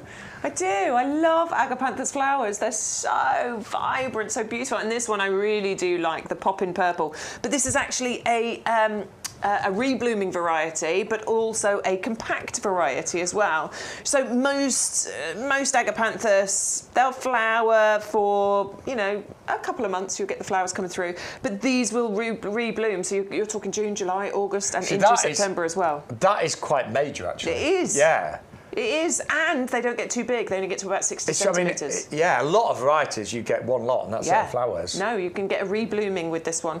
So long, straight, sturdy stems. They, that helps them to withstand the weather. You can use them as cut flowers. If you deadhead, that will encourage the next blooms to come through. Just a little feed, monthly from sort of springtime onwards. That's going to really, really help them. And you can plant these into pots or into borders. They are sort of half-hardy. These are going to need some protection from frost, as Agapanthus do. So pots, so you can move them, or make sure that you are mulching and that sort of thing over winter. And again, they do form clumps as well, so you get more and more flowers. And they do make a great cut flower, once it's established. Oh, they're astounding cut flowers. They really are. $21.22 is the club discount price with your 50% discount. Don't forget, free postage on everything, but you need to use the code YGTV0925. That's only on the live shows, and I should say on the products in the live shows. Nice and rooty as well, look. Little ramen noodle roots on there, which I really like. And I reckon I would hope you get some flowers this year. I would like to think so. Yeah, for sure. Keep those roots. You said this. Keep them hugged. Keep them tight. I didn't actually. Didn't you? No. It was in my mind. This is where I've gone wrong with Agapanthus, and also, I wouldn't normally say this, but don't use our compost for these. Again, these are the mistakes that I have made. I've gone into 2 large pots, and I've given them, you know, I've given them a feast. I've given them our compost. Actually, you need to treat your Agapanthus mean. So keep them really, really pot bound, and put them in some poor soil, basically. And actually, if you were wanting to put these in your beds and borders, you could even just keep them in pots and just submerge them, bury the pots as well. But it's an amazing variety. I love the fact that it's repeat flying for so many more months than other types of Agapanthus out there. And it's that gorgeous purple as well. 569.63. Right. It's Pampas grass time next. Oh, yes, lovely. And we both love this collection because if you're regular, no, quite often we've brought you maybe 2 or 3 of the pink Pampas, 2 or 3 of the tiny Pampas, and then the traditional one. But a lot of you fed back and said, well, I don't have room for like 3 massive Pampas grasses, or I don't want all the same. So we've actually got one of each of the top 3 favourites, haven't we? Yeah, it's a great idea, isn't it? So you've got the king of the grasses, the queen of the grasses, and then the baby of the grasses as well.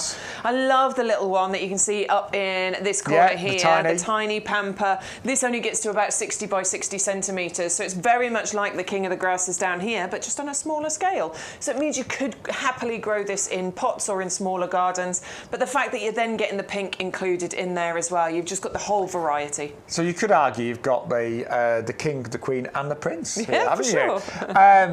No, I think this is a really good idea, and only the best gardeners would have all 3 in their garden. Absolutely, I agree. Who's got all 3 in their garden, Bex? Let's see. This is a Courtadera Pampas grass, and it is known as the king of grasses. I think you can see why. It is just magnificent. And these flower in sort of like September, October, and they really do steal the show.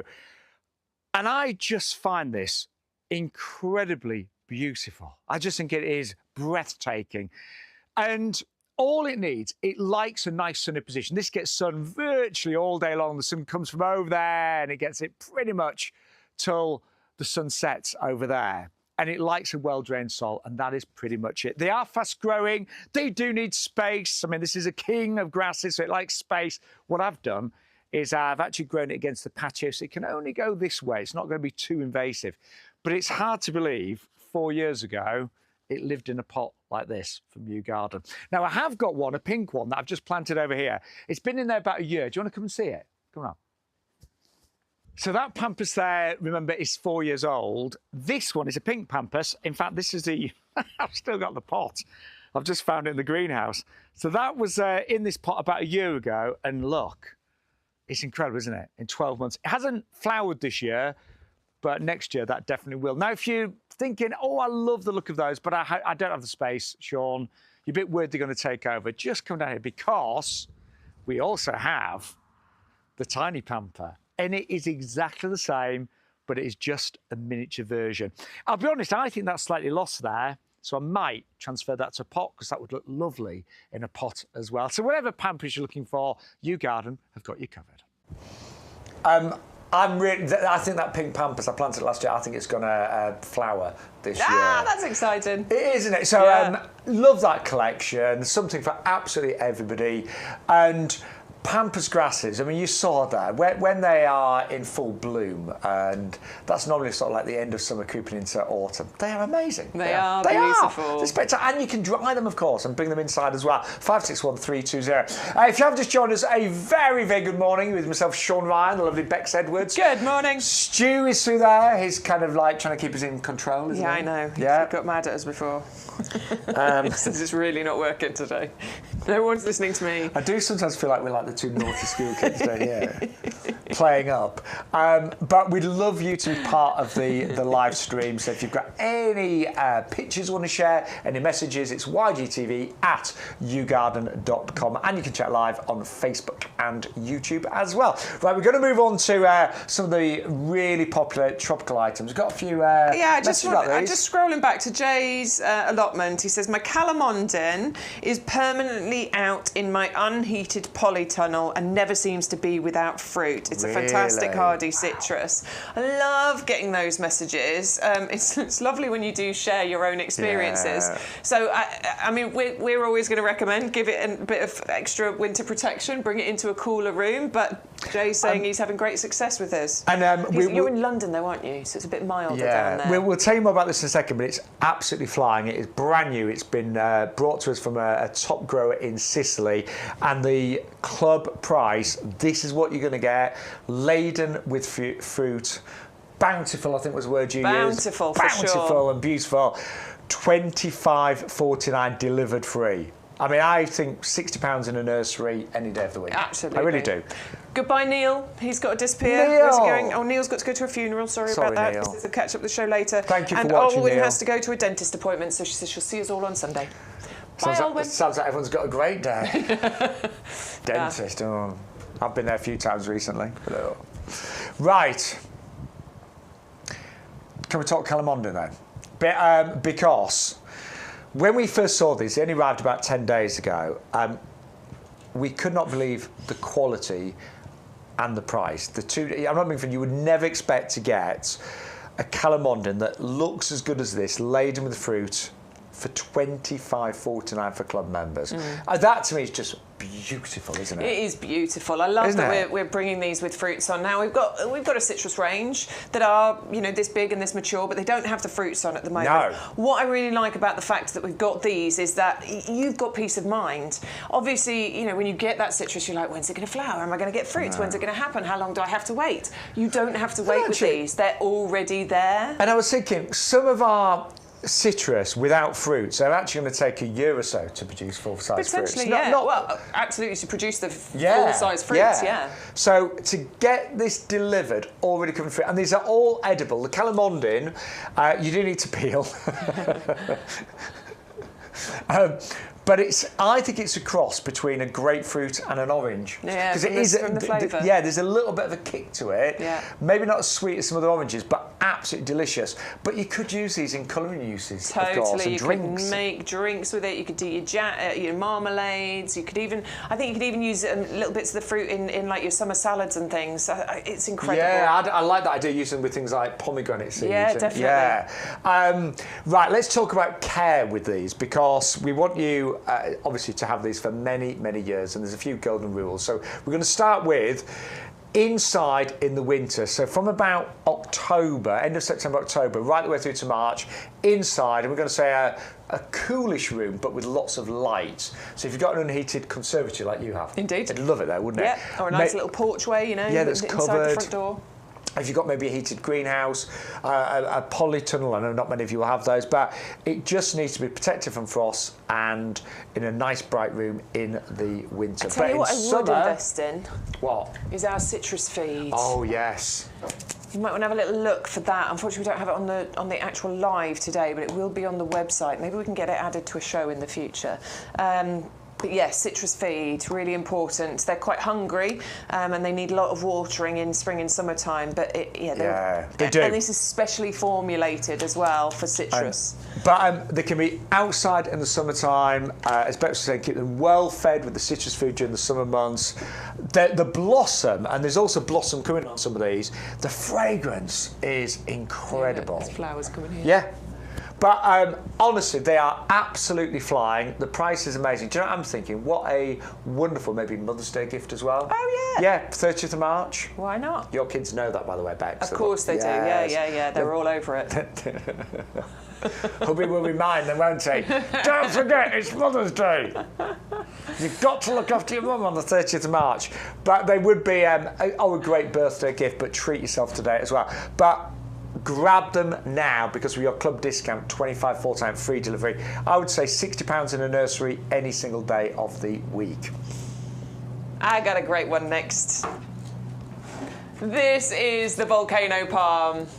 I adore this one, the Chamaerops compacta, called the Volcano palm because it was found on the mountain, Mount Etna, basically. So it's got that name of volcano palm for that reason. Now, Chamaerops are a really hardy one. They can cope with -10. They can even cope with slightly lower than that once they get established. But this is the compacta variety. So this one's never going to get too big. I mean, it might get to about 1 metre in height, and it'll spread a little bit by, a couple of feet, 60 centimetres. But they're never going to get too much bigger than that. So you can plant them in the ground, you can keep them in pots. And because these grow in a very dense way, you get multi-breeding branched habit on this, it means you can actually plant these in a slightly more exposed area than you would other shamrocks. And I think sometimes it's really good to know that something isn't going to get too big. Yeah. You know, we've all planted things in our garden and a few years later regret it. And I thought, why did I plant that there? It's got so big, it's overcrowding some of the plants. So you know this is always going to be compact. It is a rare palm. We've got a bit of an exclusive on this one, the Volcano palm, haven't we? Indeed, so, we have. If you want it, $33.99 is your discounted price. And I love the fact that you don't have to worry about the cold. You know, how did we say to -10, maybe even more. And great in a pot and container. It's evergreen as well, so it looks good all year. Yeah. It's great. And it gives and it gives you that sense of being abroad. I mean, Bex couldn't afford a holiday last year, as you may remember. I didn't talk about it much at all. No, she had a dreadful camping trip, I remember. It was awful. With a tent and I came home 3 days early. I shouldn't laugh. So bad. But if you're not able to travel abroad, you know, for whatever reason, just to have that little area in your garden that feels like abroad is wonderful. Yeah. So that is the Shamrocks Compacta Volcano Palm at just £33.99. Right, if you just joined us, it's morning, isn't it? Good morning. It's still morning. Good morning to you. Yes. We are live until 1 o'clock today, so any questions? And don't forget, you can order on the phone lines. A lot of you are doing 0844 502 0050, or of course on our website. But very important, whatever order you're placing, you do need to use our offer code. That unlocks all of the discounts, but most importantly, it also gives you free postage on everything. So it is YGTV0925. And what does everyone need to do, Bex? Join the club, please. Be part of our club where we've got over 45,000 members, where you can get massive discounts. You get 15% discounts, you get £20 worth of YouGarden vouchers, plus you get a couple of postage vouchers as well that you can use if you're shopping the website. Yeah. Honestly, you get your money back. You actually get it back. Quick. Well, you get it back straight away. If you think about it. You pay £10, but then you get £20 of vouchers plus 2 postage vouchers, which are worth nearly £14. You get like £34 worth of vouchers straight back. Yeah, and there's not loads of really nasty T's and C's. There's a few with the vouchers, but you know, it's not. It's a genuine, decent offer. You know, use them before they expire, basically. Yeah. You know, there's the odd sort of exception where you can't use offers in conjunction with everything else, but it's genuine that you get amazing discounted vouchers. Definitely. It really is. Right, so use them. I've still got one that I've lost one. I've still got one. I've lost one of mine, but customer services can help you. Yeah. Oh no, apparently Stu's telling us you can get to it on your account page on the website. Right. And if you can't find that, customer services will help, so don't worry. Yes. Right. I just placed 3 orders last week. I was like, where's that voucher? Right, these are the Polyanthus tuberosa. Often heard about. So many of you ordered this today. Now this is the most beautiful bulb to grow. They originate from Mexico. Tuberose, you maybe know, is one of the most sought after notes in some of the highest end perfumes. You know, perfume houses like Chanel, Gucci, they're the kind of you know, perfume manufacturers that would use tuberose. Now, the fragrance is amazing, but aren't the flowers delightful? This lovely kind of waxy white. And all you need to do, you need to plant these, but keep them frost-free, and they need to be in a really sunny spot with well-drained soil. Those are key things to remember with the tuberose. And so I'm growing these this year. My mum grew them a few years ago. Bex grew them last year and was absolutely delighted. And if you do love your fragrances, these will honestly make jasmine and gardenia almost look a little bit bland. So super fragrant, beautiful flowers, and something a little bit weird, wonderful, and exotic. 630 004. 11.89 is the club discount price. Right, the jumbo fuchsias have gone absolutely crazy. In fact, these have been the best seller on the show. Now remember, these sold out many times last year. They are back today for the very, very first time on YGTV. I have grown these for a number of years. I've never seen them in garden centres. I know them only from YouGarden. But the flowers that they produce are genuinely huge. I am not exaggerating. You've got 4 varieties. You've got Bella Rosella, you have got Voodoo, you've got Deep Purple, you've got Swing Time. There's the Swing Time they're looking at right now. 1 or 2 flowers can literally fill the palm of your hand. Now, like most fuchsias, They do need to be protected from frost. They love a sunny spot, but they actually do really well in fairly shady areas. I grew these in my last garden at the back of the house, which was north facing, and they still did really well. They are hungry. You need to feed them with blue-ring fast every week in the summertime, and you do need to deadhead them. So when the flowers go over, they produce little kind of like red seed pods. You need to take them off, and then they'll flower all summer long. They are amazing. Don't just go for 12. Go for 24. Fill baskets and containers with them, and they will steal the show. And everyone will ask you, how do you grow such amazing fuchsias? Why are your flowers so big? You can either tell them the truth, or you can just say that you're an amazing gardener. But no, I'd tell the truth and spread the word, because a lot of people do not know about these jumbo fuchsias. We've got them here at YouGarden. 400-072 is your item number. Amazing, those. Right, we've got a lovely mixed dahlia collection. You've got different dahlias. There are, oh my word, there are, I think there's about 55, 57 different thousand types of dahlia. So you've got a mix in here, and when I say different types, you've got different colours, but different structures of flowers. The ones that look like cactus, they're the cactus dahlias.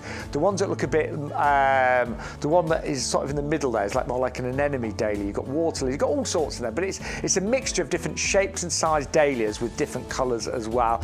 Easy to grow. They work out about £1 each for club members. They'll all grow massive this year in the right conditions, sun, well-drained soil, but if you want to garden on a budget, if you're thinking, right, I've got lots of pots to fill, lots of areas in my borders that are empty, and you want to do it on a budget, this is the pack to go for, 630-005. Then we've got something a bit more specialist. It's a little bit more expensive, but this is one of our, I'm going to say, designer dahlias, known as Blackberry Ripple. So a bit more exclusive.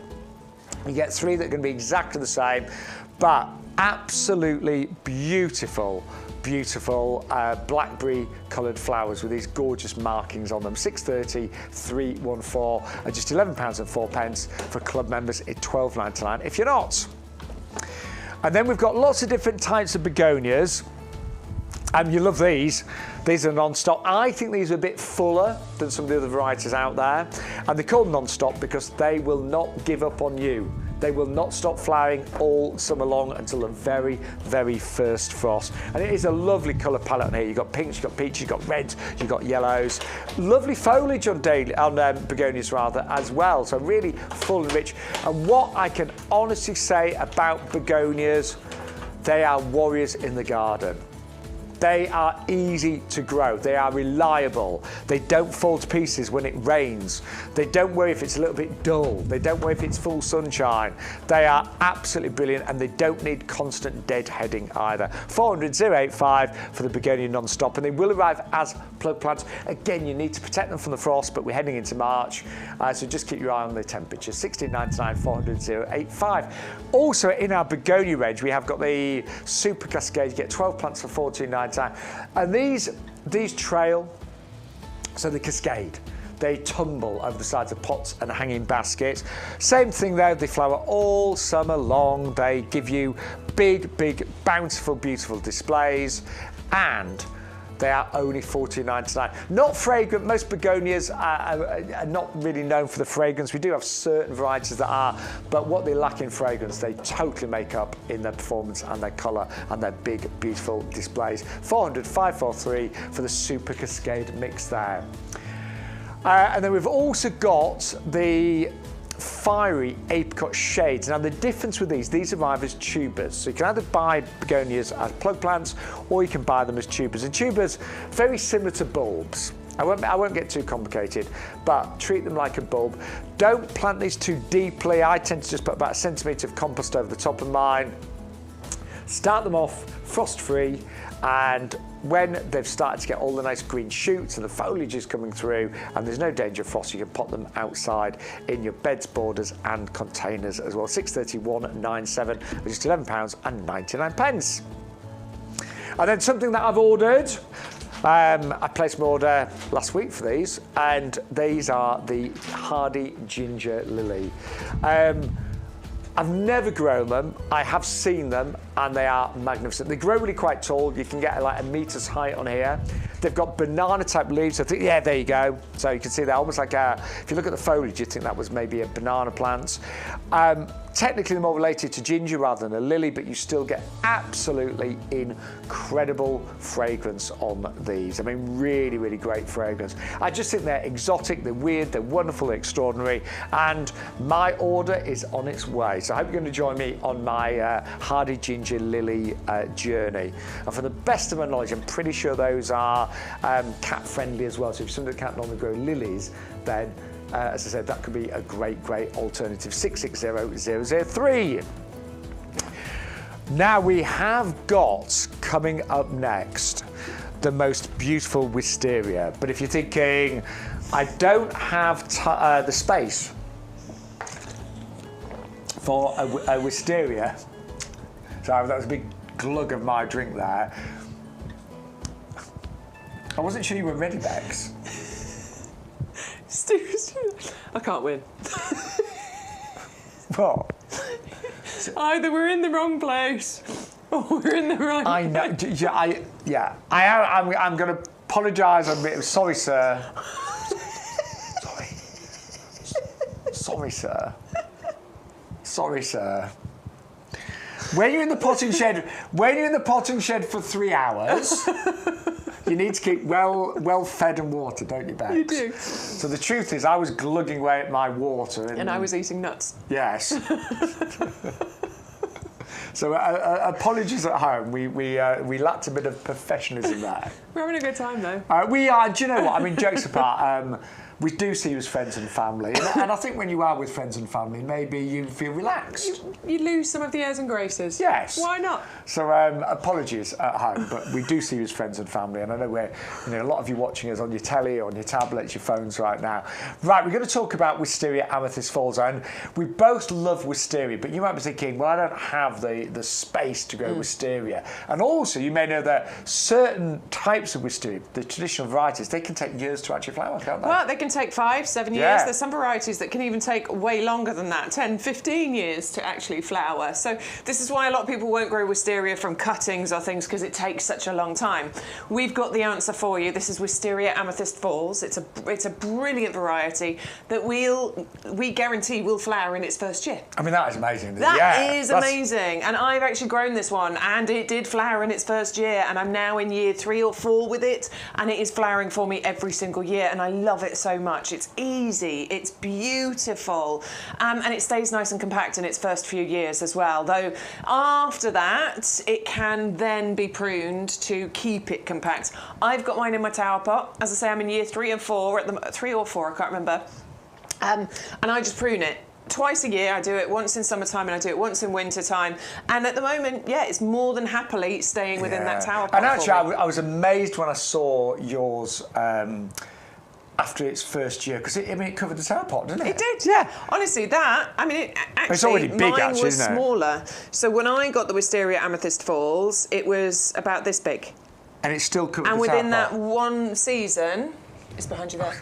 It's behind me. It's behind you. I was like, where's the in tower that pot one gone? season, it completely covered the tower pot. Yeah. So, and all I do then is just prune it twice a year, cut off the whippy stage. There you go, that's it at the end of the summer. Cut off any of the whippy growth in the summertime, or prune it back, and then do a prune in winter, and that is maintaining it within that tower pot. I mean, and it doesn't have to go in a tower pot. You know, you can have it climbing up a fence, something like that. Absolutely. If you want it to go, big, go for it. But I think when it comes to breeding, I believe this was bred in America, wasn't it? Yeah. The breeders have solved so many problems here. The main reason we don't sometimes buy wisteria is because of that wait time. I mean, my friends of mine that are members of my gardening club, and they're really good gardeners, Malcolm and Penny, they bought wisteria, and they've been in their house now, their gardens, I think they've been there 6 years. And it only flowered for the first time last year. So it took them 5 years to get flowers. These flower in the first year. These will flower this springtime, probably about May time, and it's going to stay more compact as well. And it's very easy to look after. So I mean, at that price as well, remember, postage included, comes in a big 4-litre pot. It's £28 and 4 pence. I was just checking. I was just having a little look. Now, obviously, it's twiggy because it drops its leaves. Give it a little scratch. You can see lovely fresh growth under the base there. I was just looking to see if the buds were starting to burst into life there. I can see buds. That it will be very soon. Coming. It'll be very soon. If you buy this now, it will flower this springtime. Yeah. And was yours sort of like early May, late May? When was it? Yeah, I'd say it's no, actually it's probably about mid-May when I got the flowers on there. I guess it depends on our spring, doesn't it? But it also threw flowers out throughout the rest of the season as well. So you get your big bloom then, and then you get a few throughout summer, and sometimes a little bit into winter as well. So you do get a lot from it. Bees absolutely adore this plant as well. The bees hopping around the wisteria is one of the most beautiful sights. And sometimes, as gardeners, we like the journey, we can wait, and then sometimes... We're really lazy. Yeah, and you might just think, do you know what? I want a climber that is going to look amazing this springtime. I want that wisteria to flower this May, and that one will. Now, what can you grow up? Well, yes, you can grow up trellis, you can grow up walls and things like that, but one of the best ways of growing this is definitely in our tower pot. And with yours, Bex, I know you sort of like moved it to take the picture, but did you have yours like in the middle of your patio so you could see it from all sides? Actually, no. I mean, it just doesn't work in my garden. Mine is sort of up against the wall, and what I do is I turn it every now and then just so that it's getting, even light all the way around. But that is one of the benefits of having this, is that it could be in the middle somewhere, so that you do get that 360-degree display from it, and that's a major benefit. Also, when it's looking twiggy and horrible and bare like this, this looks beautiful. Yeah, it's got a lovely kind of like shabby chic, vintage look to it. So I don't even hide it away, though. You've got the option, because it's a self-contained little unit, you could actually just move it out the way when it's dropped its leaves and looking deciduous, but I actually think it's quite decorative anyway, so I leave it. Have you seen the price? That's for 2. Oh. Now, I'm not being funny. Okay, that's good. We have actually sold one of those for that very similar price for 2. Yeah. I mean, they're normally $24.99 each, and that's full. That's if you're not a club member. But if you're a club member, you can actually pick up 2 of these today, working out less than £15 each. And do you know what, that investment today? These should last you years, if not decades. I can't really see what would ever happen to that, so you couldn't use it, because they're really well made. They're sturdy. I love the fact that also, because of the structure of this, if you need to give anything an extra hand and train it up here, you can actually do that. You can. Certain climbers need that extra bit of help. You could actually just say, put your hands in there. If it's something like your sweet peas or whatever, you can give them that extra helping hand. But amazing value, beautiful design, 360 degrees of colour, and those 2 are made for each other, aren't they? They are. I mean, any climbing plant, but if you're going for your wisteria, the tower pot is a great addition to your basket. And if you're just buying one wisteria today, but obviously the twin pack of the tower pots, so many other things you can grow up here. Sweet peas would be amazing. I grew Thunbergia last year. Yeah, Trachelospermum, star jasmine. We've got a pink one, we've got a white one available. We've got the mini boulevard clematis collection. They'd love this. Honeysuckles. Yeah, loads of options. But what I would do, I'd definitely buy the wisteria today and get 2 of those, and you get a spare one for whatever you decide later on in the season. No, absolutely. I could buy 2 of those and play with those. Choice is yours. But that is a very, very good price. I mean, I don't think I've seen a price as low as that for ages. Right, phone lines are very busy today. I always order online, YouGarden.com, but you are more than welcome to have a little chat with any of our advisors. You can still use, your club discount on the phones. You can still, of course, use our offer code, and that is important. If you're on the phone, do make sure you quote that offer code, which is YGTV0925. That one there. Right, you might need some compost to add into that order as well, because obviously you need to plant your wisteria into something in that tower pot. So premium professional compost is definitely the one to go for. The compost that we use here at the nursery. If we pot anything, if we grow it, this is the compost we use, and it's award-winning. I say, is it award-winning? It should be award-winning. I would give it an award as well. I would definitely give it the Shaun and Bex seal of approval. Well, look, it's the highest rated for sure. Yeah. So 5 stars constantly. This is rated on our website. And do you know, we broadcast on many different platforms. You'll find YouGarden pretty much all over. But no matter where we are, we always get fantastic reviews for this, Yeah, don't we? we do. Always. So it is an absolutely outstanding compost. And you have to think about this. We grow so many plants on our nursery, and they're all grown in this. Now, if there was a better compost, we'd be using it. Of course we would. Definitely. It's been given thousands and thousands of 5-star reviews over the years. It's the most repeat purchased item here at YouGarden. And actually, I think the moment you open up the bag, you know it's a real thing. You can tell the difference straight away. It's very unlike any other bags of compost. It's light, it's airy, it allows roots to breathe, and it's packed with essential ingredients. It's a peat-reduced compost, so we've got minimal amounts in here of 3 different types of peat, one of which is renewable, so that's not a problem. But we still put a little bit in so that we're still getting those amazing results from it. You know, we know our plants do love that. So remember, you've got composted wood fibre, 50%, you've got different types of peat, you've got the slow release fertiliser, you've got the wetting agents, you've got the pH buffer. We don't even need to get too technical, it works. It works, yeah. Yeah. And it is for pretty much everything. The only exception are acid-loving plants. And have we got any on the show today? I don't think we have we? No. Rhododendrons, camellias, blueberries, things like that. But everything else, it is absolutely superb. And remember, if you are a club member, you now save £3.50 with every single purchase of our compost. That is a lot to save on every single order. And don't make the mistake, and we all make mistakes. Don't make the mistake of running out of compost.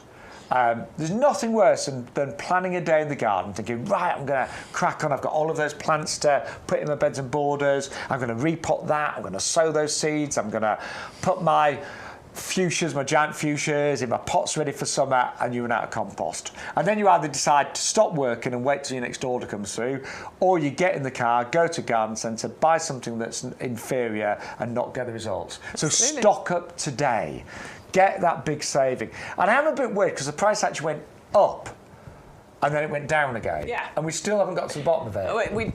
We haven't really questioned it. We don't want to draw attention. I don't want to draw attention to it, but it might. I don't know if it's going to go back up again or not, basically. No. I don't know. We don't know. But what we do know, if you order now, live this Thursday, or some of you will be streaming later, but that price on the screen is what you're going to pay right now. Yeah, Jay's going to watch later. He's off to the allotment now. He says, I'm off to the allotment now, so I'll catch you on Sunday. I highly recommend the Calamondin. He's a fan of that Calamondin. In fact, he came back, it's been down to -6 unscathed. It's cold and wet combination that tends to cause damage. Keep them on the drier side over winter if being kept out. If you're going for the Calamondin, there you go. I mean, we always err on the side of caution when we give you, temperatures and things, because we'd hate you to lose a plant. But it's nice to get. It is nice to hear that, isn't it? Yeah, definitely. Right. If you want to watch us later, I mean, don't disappear. We want you to stay, don't we, Bex? Yeah, we do. Don't you dare do some gardening Look, we understand if you've got some jobs to do, but it's nice if you're here. It is. But if you ever miss a show, just click on here, and there we are. Missed a show. Catch up here. And there you go.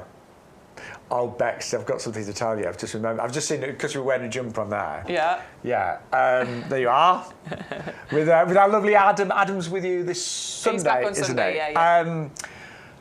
But I was at QVC yesterday, and Sunu there had your jumper. My rainbow jumper. The one that goes across. Yeah. But I didn't know them because I wanted to take a picture. Because I didn't. She's just sneakily taken a picture of them. Yeah. But I didn't. Obviously, I didn't. But it won't be long till we're not wearing our jumpers because can't wait. Nice shirt on, maybe some shorts. Yeah. Be exciting, won't it? Couple of days and we are into March, and then we're complaining about how hot it is in here. We've got our aircon now. We're all right. But it is an exciting time, isn't it? We've made it through yet another dreary winter.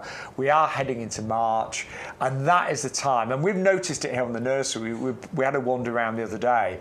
Everything is coming back to life. It is. Yes. Beds are filling up with plants and things. It's very exciting. It is, and it's lovely. So many things are in bud.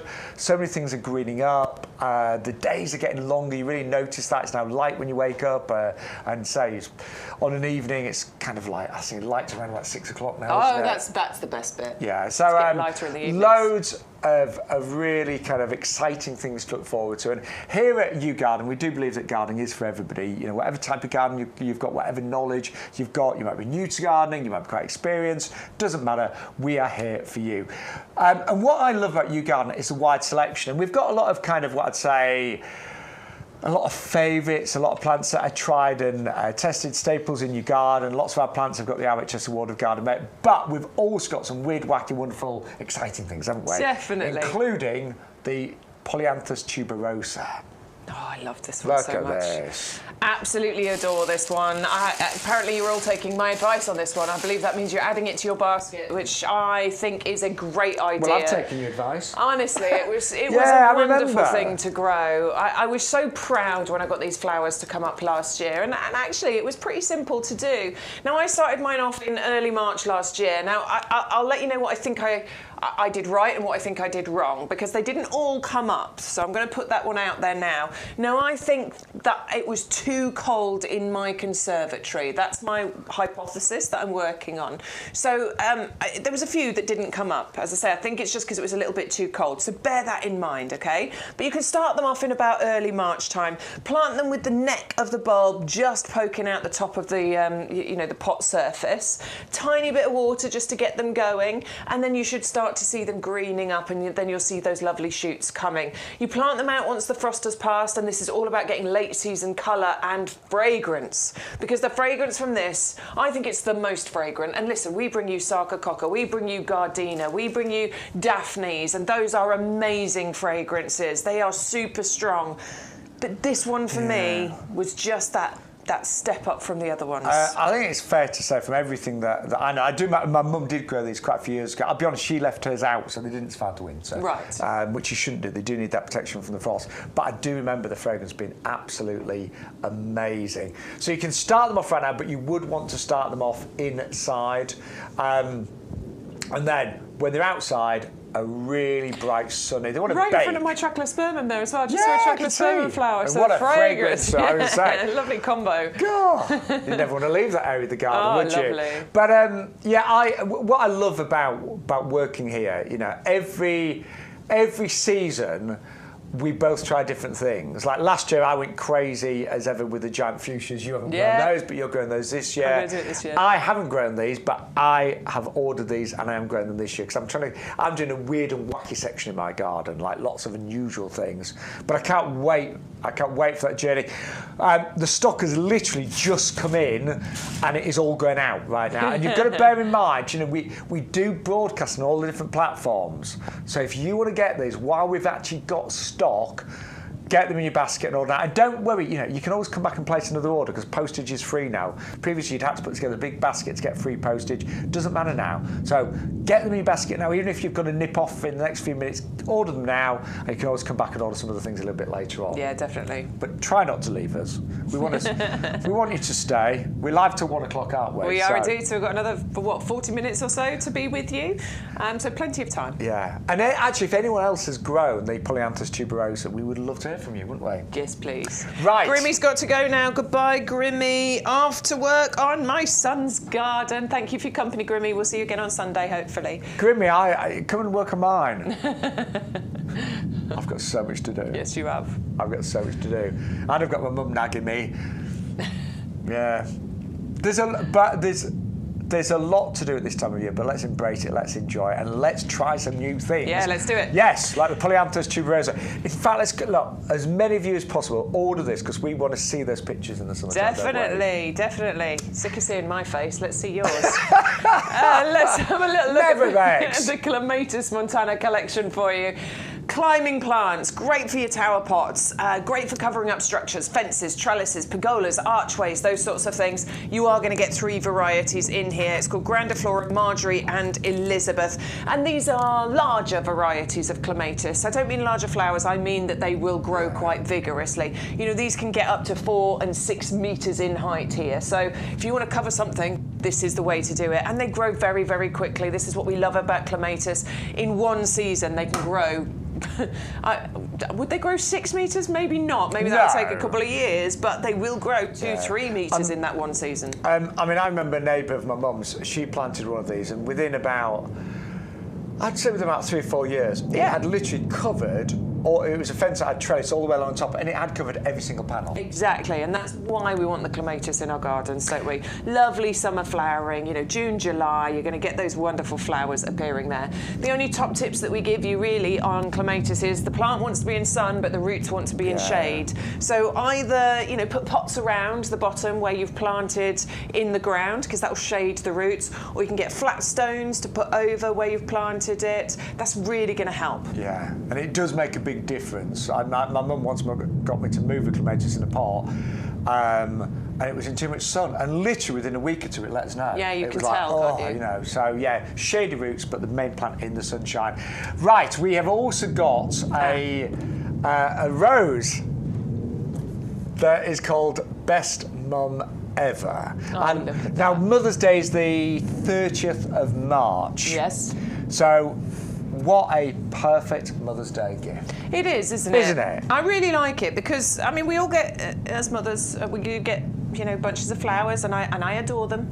Never gonna complain about that. But they do disappear within a week, 10 days. And as much as I love having those cut flowers in the house, it might be a really nice idea to get something much more long-lasting. Yeah, and the thing is, when you buy cut flowers around about Mother's Day, ooh, surprise, surprise, prices have gone up. They're quite expensive, aren't they? It's like Valentine's, Mother's Day. Yeah, it goes up a bit, It's doesn't it? just, it's so annoying, isn't it? That the week before Mother's Day, suddenly all the supermarkets full of flowers, but they seem a bit expensive compared to last week. So, you know, this actually, if you look at the club discount price, £69, a rose that is going to live for many, many decades. And what a lovely colour. That yellow is, I love it because it's not, we do some other yellow roses, but I think this one is a little bit more subtle and buttery. Yeah, definitely. A bit softer. Yeah, so Arthur Bell, which is always the yellow one I go to, it's quite bright, yellow. Yeah. It fades to a lovely sort of creamier white, but yeah, it's quite a bright yellow. This one is very elegant, isn't it? Very classy. It's going to repeat flower for you right the way through May, June, July, August, September, October, into November. As I say, Arthur Bell was flowering for me in December because of the mild winters that we are getting. A nice strong fragrance you get from Best Mum Ever as well. When it comes to rose fragrances, we're going to put that in the strong category. And it is a hybrid tea rose as well. So nice long straight stems, single flower at the end. Yeah, and that's why, as Bex was saying, you get such a strong fragrance. Traditionally, hybrid teas do have more fragrance than the floribundas. Easy to grow, disease resistant. Roses can live for decades. Such a long time. And Bex and I, we always, when we talk about pruning roses, we always say just don't overcomplicate it. Yeah, don't overthink it. It's really easy. New varieties. There's a couple of little rules, but you know, don't worry too much about it. Honestly, they're so resilient. Yeah, and you can even, I mean, if it's got too big and you know, a bit out of shape in a few years to come, you could actually cut it right back to the level it is now, and it would still bounce back beautifully. Yeah. And even if when you hard prune roses back, you still get loads of flowers that season. You do. So it's a really well-bred rose. I love the name of it, Best Mum Ever. You could order it now and give it as a Mother's Day gift on the 30th of March.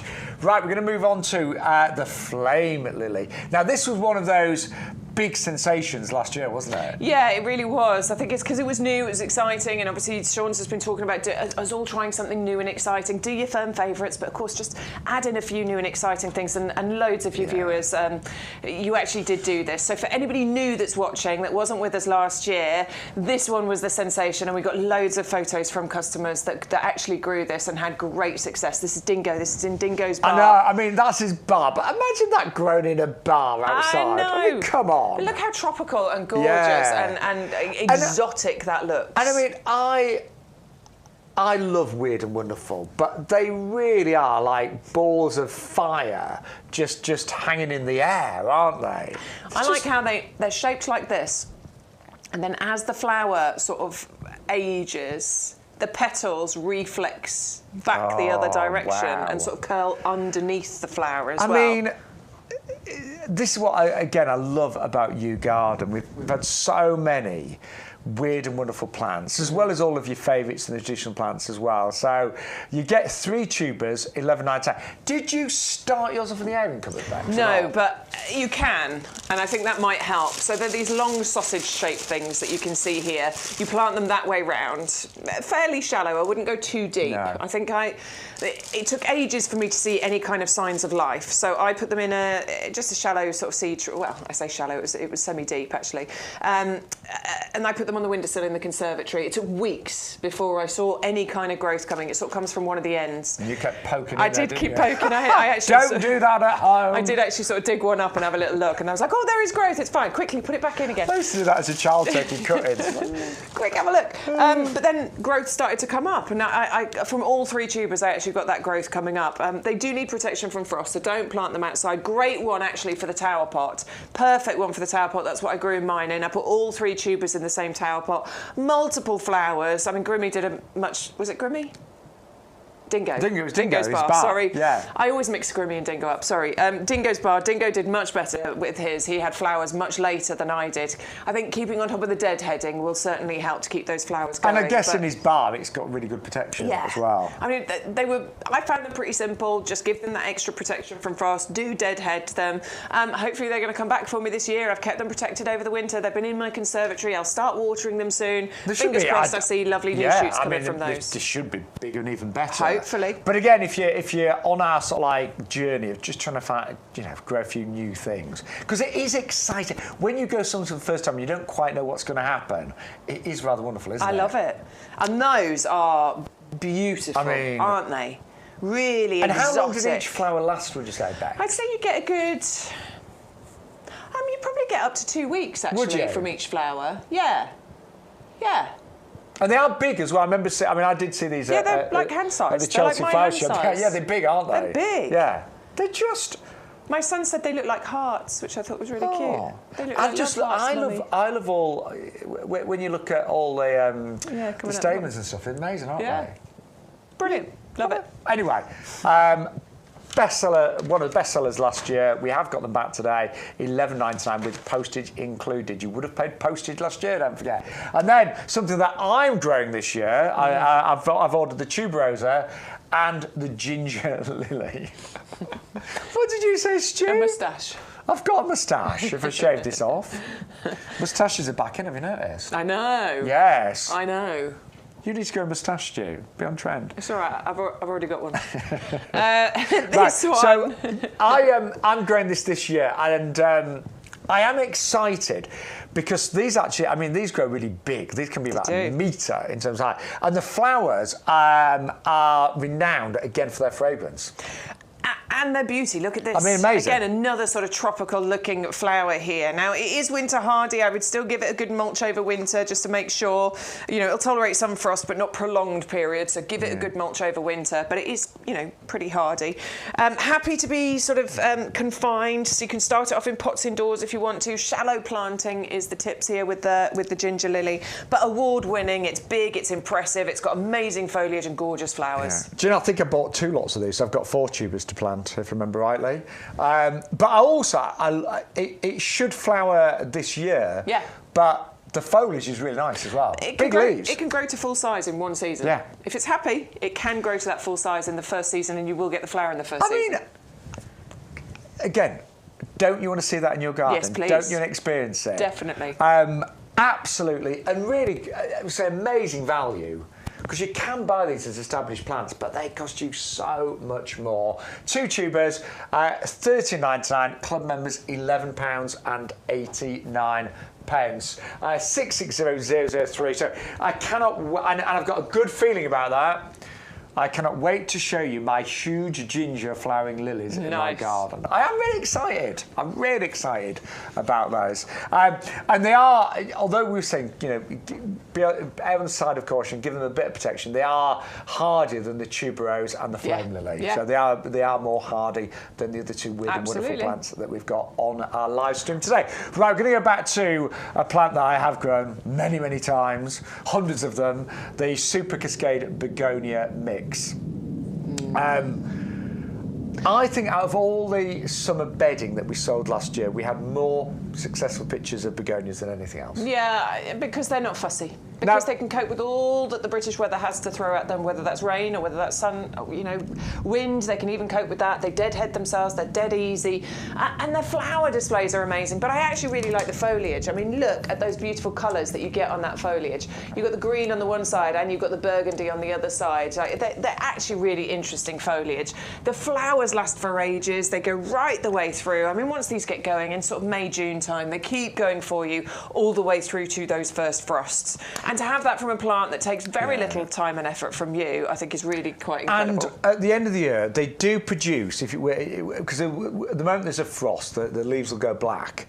But actually, if you dig them up, they do produce mini tubers that you could keep frost-free and plant the next year. A lot of people just see these as an annual, and they don't do that. And, you know, sometimes I just don't have the time to dig every begonia. Yeah, I didn't keep my begonia tubers. But I have done, and they will come back the following year, but the choice is yours. But as a summer flowering plant that gives massive displays with minimum effort, and you don't have to worry about what summer we're going to have. It might be a really, say, wet summer again, hopefully not, but they cope really well. And shade as well. I have grown begonias in fairly deep shade, and they still do great. Well, I had the Belgian trailing giant begonias last year in my hanging baskets, northeast side of the house. Beautiful displays. Yeah. So a little bit of morning sun and then it disappears around the side of the house for the rest of the day. I still got amazing displays from my begonias. So I think definitely every garden should have some begonias, and they're in stock right now. 400 543 14.99, 12.74 for club members. Now we've actually put these two together just so you can see the difference, because over here we've got the 18 begonia non-stop mix at just 16.99, 14.44 for club members. So amazing savings. And actually, when you look at the flowers, these are fuller. Yeah, they're fuller.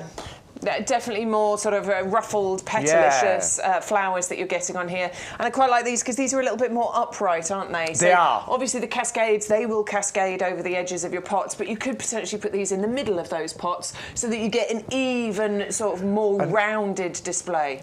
And I mixed up loads of begonias last year. So I did exactly what Bex said. I put like slightly cascading and trailing ones around the edge. I had upright ones in the centre. And I just had wonderful displays all summer long. I mean, look at that. I mean, you can mix begonias in with other summer bedding. They work really nicely, but actually they do look great all together. Yeah, I think it's because of the colour mixes that we put together. You know, they work so well. They're bright, they're bold, they're beautiful, and just guaranteed easy gardening. Stu, have you got any of that footage we did at the front of the pub garden with all the begonias?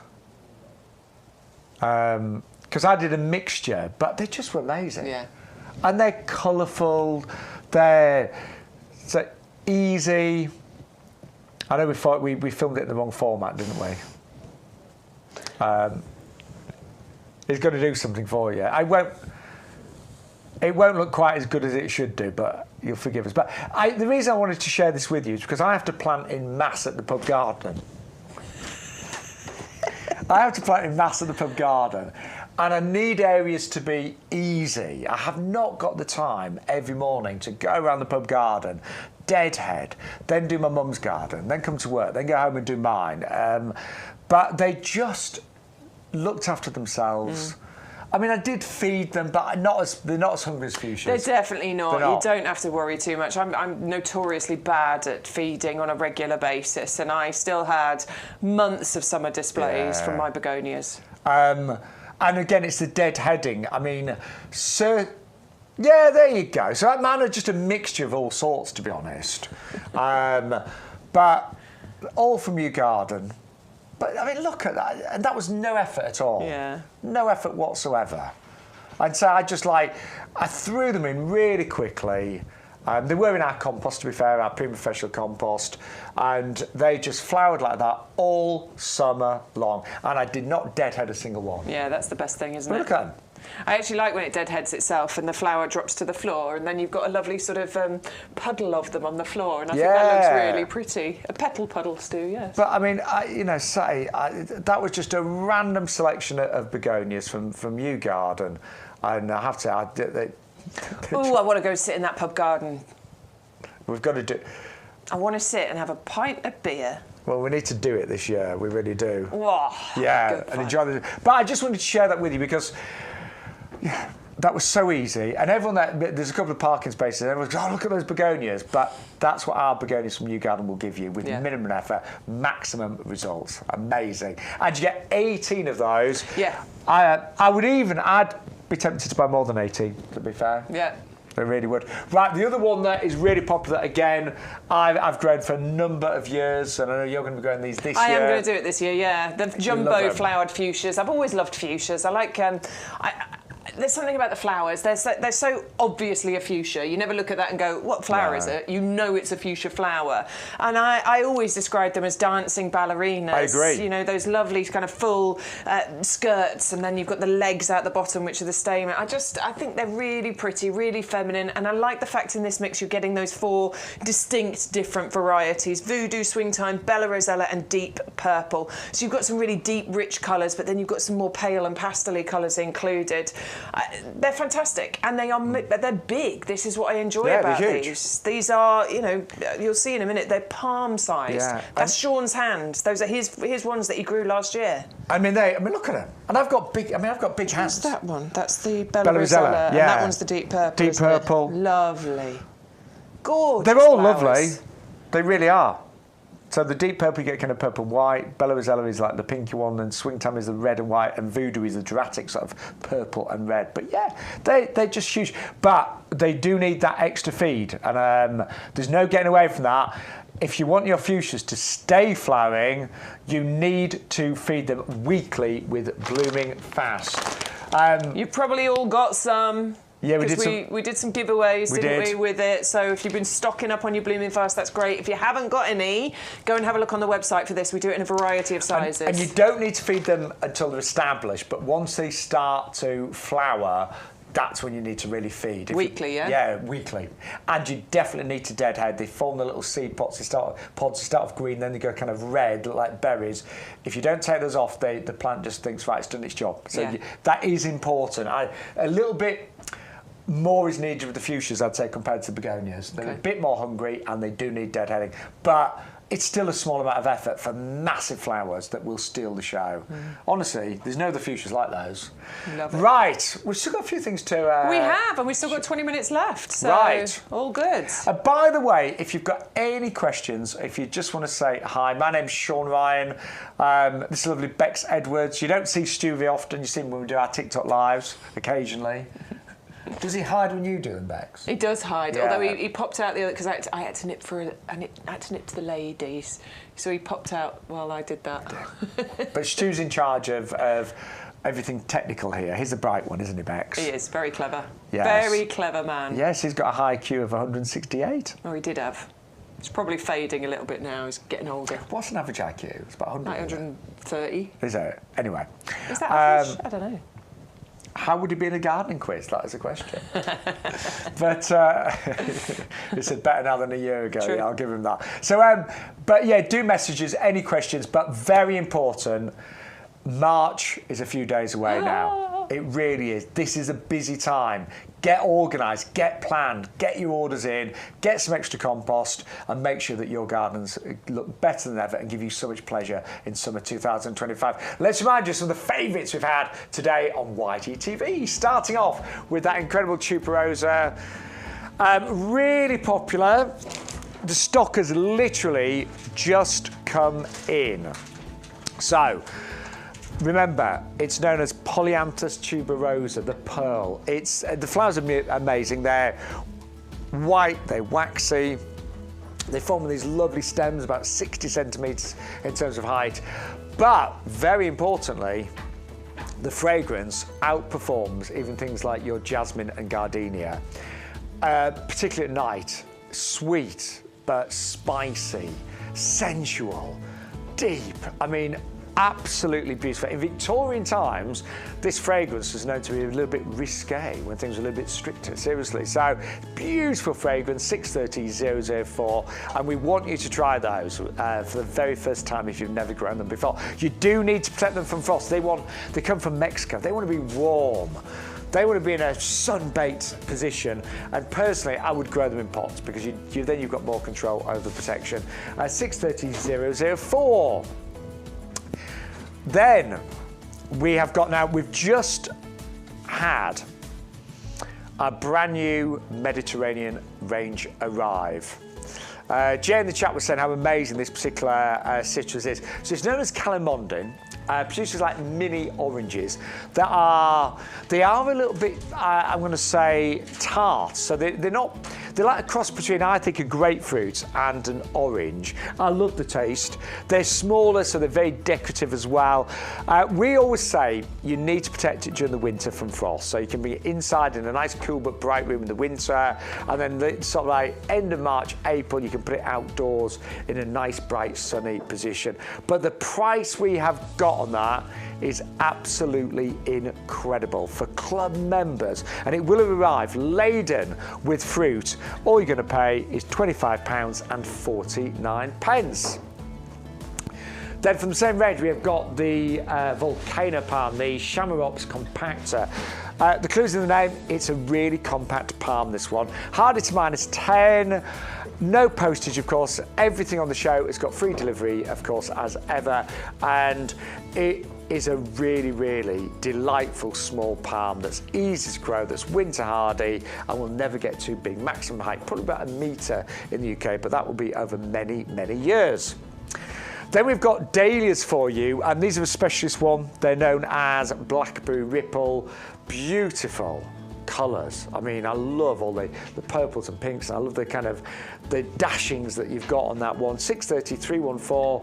Plant them now, but just keep them frost free, or you could wait a bit. You don't have to plant them straight away. Actually, you could actually store those in a cool, frost-free, dark place and plant them when you are ready, when you know that the frosts have passed.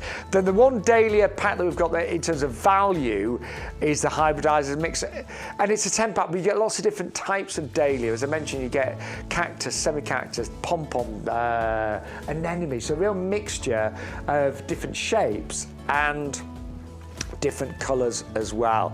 So you're going to get massive displays for minimum cost. They work out about £1 a dahlia tuber, so the value on those is absolutely phenomenal. 630-005 is your item number. Don't forget, you can either order on the website YouGarden.com, or if you prefer to give us a call, 08445020050. Right, love this collection. I've actually got all 3 of these Pampases. So you've got what I call the king of Pampas, that lovely sort of like creamy colour, and that one will grow to about 2 metres by 2.5 metres, so it needs space. You could grow it in a pot, but it needs to be a really big pot. So that's the king of Pampas.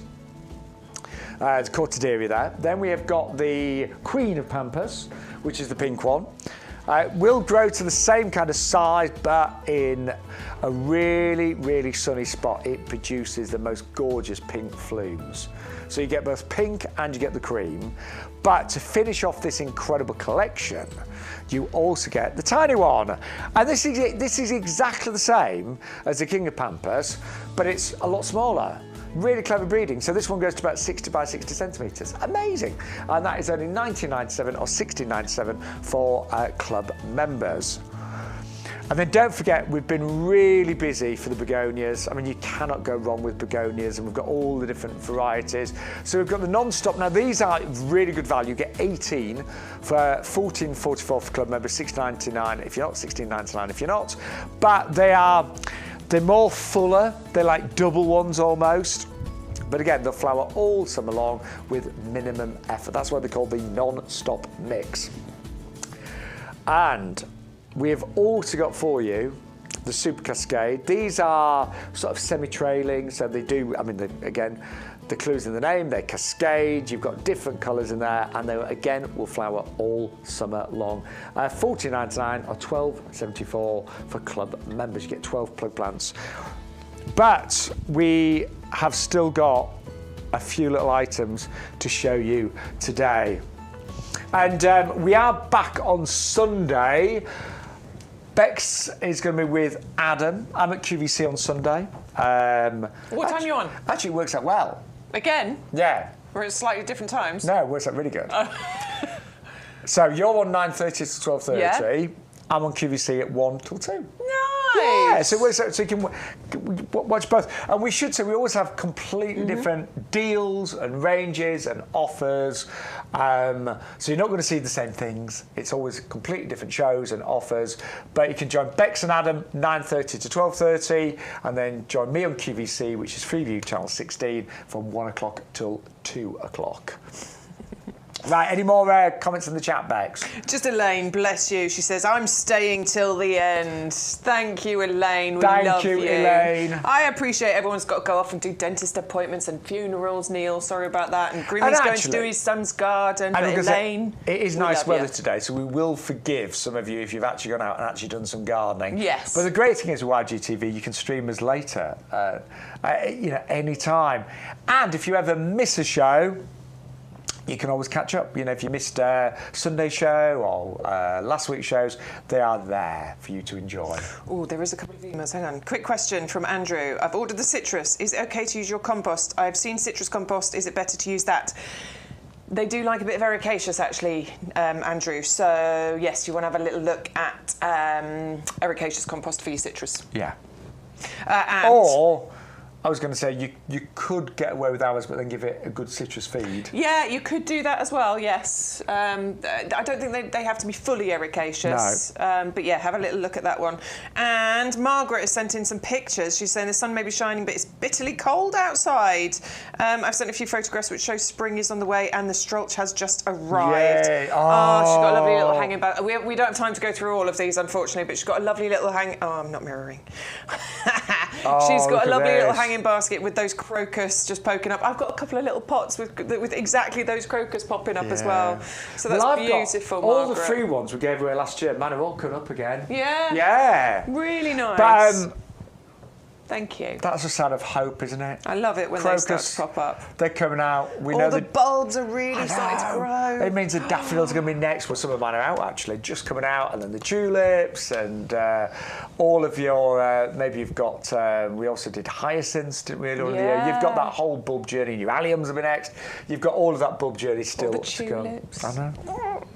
Did you plant many tulips this year? I did do a few, yeah. Not quite as many as last year, but yeah, I did do a few. Yeah, we had some nice ones this year. Oh, my crocus came up in the lawn. I did the lawn drifts. Not all of them, because obviously I've got quite clay soil, and they came up last year, and I did have to mow over a few because I just did. I had to do it, but I was a bit worried because I've got the clay soil, and I was like, but yeah, there's a bunch of them that have come up in the lawn, which is exciting. So right, we are nearly out of time. So very quickly, still got a few beautiful plants here. This is the Hellebore collection. Double Ellen Pink. They're going to arrive in bud and flower. Love hellebores. They flower all the way to the dreadful winter months. But this one is a double, and it's more exotic. It's fuller. It's bigger. It's beautiful. Yeah, absolutely. Just love that it flowers in winter time. Perfect partner for your snowdrops. Wherever you've planted those, plant these. Love those dappled shade spots, and they will form drifts for you. They will form clumps. You can divide those in later years. And they do quite often self-seed as well. I would have sent in a picture of my snowdrops and hellebores, but I'll be honest, where they are needs a bit of a weed. Oh. And a bit of a tidy up. So you weren't doing that? No, I might do it next week. Picture. If I forget my gardening done on Monday, I'll send that picture in. But they do look, mine are next to my snowdrops, and if I just cleared a few of the weeds and the blooming debris, they'd look amazing. But they really, that particular variety, I mean, the value there, again, they're working about £5 each, and you do pay a lot more for doubles. Definitely. And some of the more unusual colours. Now, we've also got Daphne's joined us. We've got Ellen here, got Daphne here. And this is the Eternal Fragrance. Yeah, and this is a great Daphne to go for, because actually what you're getting from this one is a slightly longer flowering season. So you're still going to get those amazing Daphne flowers and the fragrance that goes with it. Slightly different shape to the flowers than with the Perfume Princess, which is the one I've got. But April through to October. Now, not all at the time, it'll come in flushes that this will happen. It produces flowers on the new growth, which is why you get those flowers sort of all summer long. Sweet, heady fragrance you get from Daphne. And it's nice and compact, this one, isn't it? Yeah, really compact.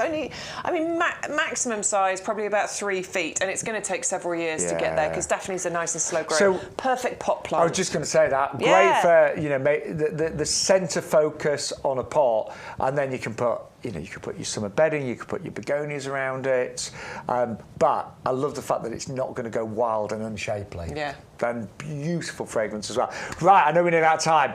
We are going to move on now to something that I grow. And I'll be honest, I was given some of these from a friend, shoved them in a pot, forgot all about them, and I remember thinking, oh, they didn't flower this year. And then suddenly, it's like, gets to the end of October. Yeah, it's amazing, isn't it? Between September and November, and yours came out right in the middle in October, and that's what's great about these late season flowers. And I'll be honest, I had completely forgotten that nerines flower that late, because they look like they're going to flower in the middle of summer. Yeah. They look tropical, don't they? But they actually flower in the UK the back end of autumn. I quite like them because they look a bit like an Agapanthus. Yeah, well, exactly. So Agapanthus, obviously, we know it flowers much earlier on in the season. So if you love Agapanthus, nerines are a really good one because you get that kind of look and feel, but later on in the summer, early autumn even. So when everything is just beginning to look bleak, these burst into life, and the colours that you get in the hybridizer mix, absolutely gorgeous. Lovely different shades of pinks, from the deep kind of crimson to the light pinks and the dusty pinks. I can honestly say they are very, very easy to grow as well. And a bit like the Tuberose, when you plant these, you don't plant them too deeply. So really shallow planted, you know, the tops of mine are almost showing through the compost, but they are hardy. Yeah. They really are. I mean, they appreciate a sort of, you know, warm spot in your garden up against a lovely sort of south-facing wall, something like that, because they'll appreciate that radiated heat. But yeah, they're hardy. You can plant those out, no problem. It's amazing, those exotic-looking flowers come to life just as it's getting really miserable in the UK. So end of October, November time. Right. You've loved our Ophiopogon. Ophiopogon. What do I call it? Ophiopogon. I call, we don't care. I know, I call it all sorts. Seriously, I always get this one wrong. I always do. Ophiopogon. Ophiopogon. I call it Ophiopogon, Ophiopogon. What I should do... I love how you add extra syllables into things. I always do this one. I should really stick to what I know, which is actually the black dragon grass. That's all you need to call it. It's a wonderful plant, this one. So it's fully hardy, almost indestructible. There's no maintenance you need to do to this, and it is incredibly unusual. It's as dark a grass colour as you can get. It is. It's as close to black as you can get. I mean, I think it really... Looking at it now, it is black in this studio. Definitely. In this potting shed, it looks completely black. And I have got this in my garden, even though I call it by its wrong name. And it's very easy. It keeps... It's ever black. So ever black, doesn't die down, does flower in the summertime. It does form bigger clumps, and I have divided these very, very successfully. And actually, if you are going to divide it, I would start dividing sort of like in March time. Yeah, as it warms up. would be good, yeah.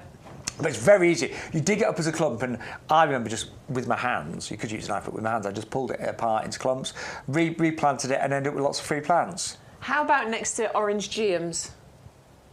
So you get the black and the orange. That could be nice. That could be nice, couldn't it? I like your idea of orange and black. I think that would work well. Yeah, I like it. I thought about with the Nandina earlier, but I quite like orange geum maybe. I've actually got mine near some pink phormiums, and the black and pink looks good. That'd be good. Yeah, but there's so many different uses for that, and it's low maintenance, it's easy to grow, and again, whether you've got a contemporary garden or something a bit more traditional, it just works. So it's the Ophiopogon. Will that do? Sure. Yeah, that'll do. We don't mind. Yeah, black dragon grass. I'm not a pedant when it comes to pronunciation. Oh, dear. Do you know what? I blame my mum, because when I as a child, she did pronounce quite a few plant names incorrectly. She did. She did. It's stuck in your head. It did. Yeah. There's muscle memory. Yeah. What was the other one that I used to add a syllable to? A little bit to. Euronymous. Yes, that's the one. Yeah, I used to call Unanimous. it. Yeah, I used to add a little extra N in there as well. Right. Polyanthus tuberosa is next. Nice easy one. But it is, and this is, I'm really excited. I've placed my order for this, growing it this year. Yours will be coming back very shortly. Fingers crossed. And a lot of you wonderful YouGarden viewers have ordered this one today. The stock's just come in. Yeah, I've been waiting for this. I've been asking about this one. I think it's absolutely gorgeous. It's the most fragrant. I genuinely believe that. Sarcococca, Daphne, what's the other one? Darn it, I've forgotten the name. Anyway, Jasmine, Gardenia, that's the one I was thinking. We often talk about how fragrant those are, and they are super fragrant. For me, this one is just that little bit better. Yeah. I really do love this one so much. I think the flowers are very beautiful. They're very elegant, lovely tall stems you get from these.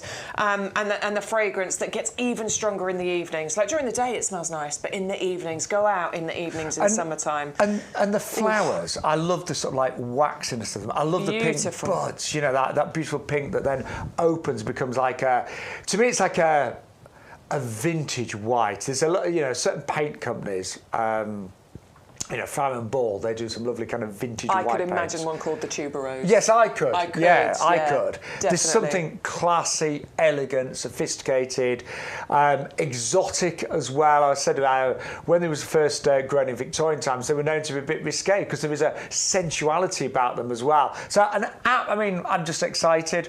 I do remember my mum growing these. So they only lasted a year because she left them outside and she lived in York, so just too cold and wet. But I do remember the fragrance. I remember very vividly sitting outside on an evening with my mum, a glass of wine, and the fragrance was absolutely wonderful.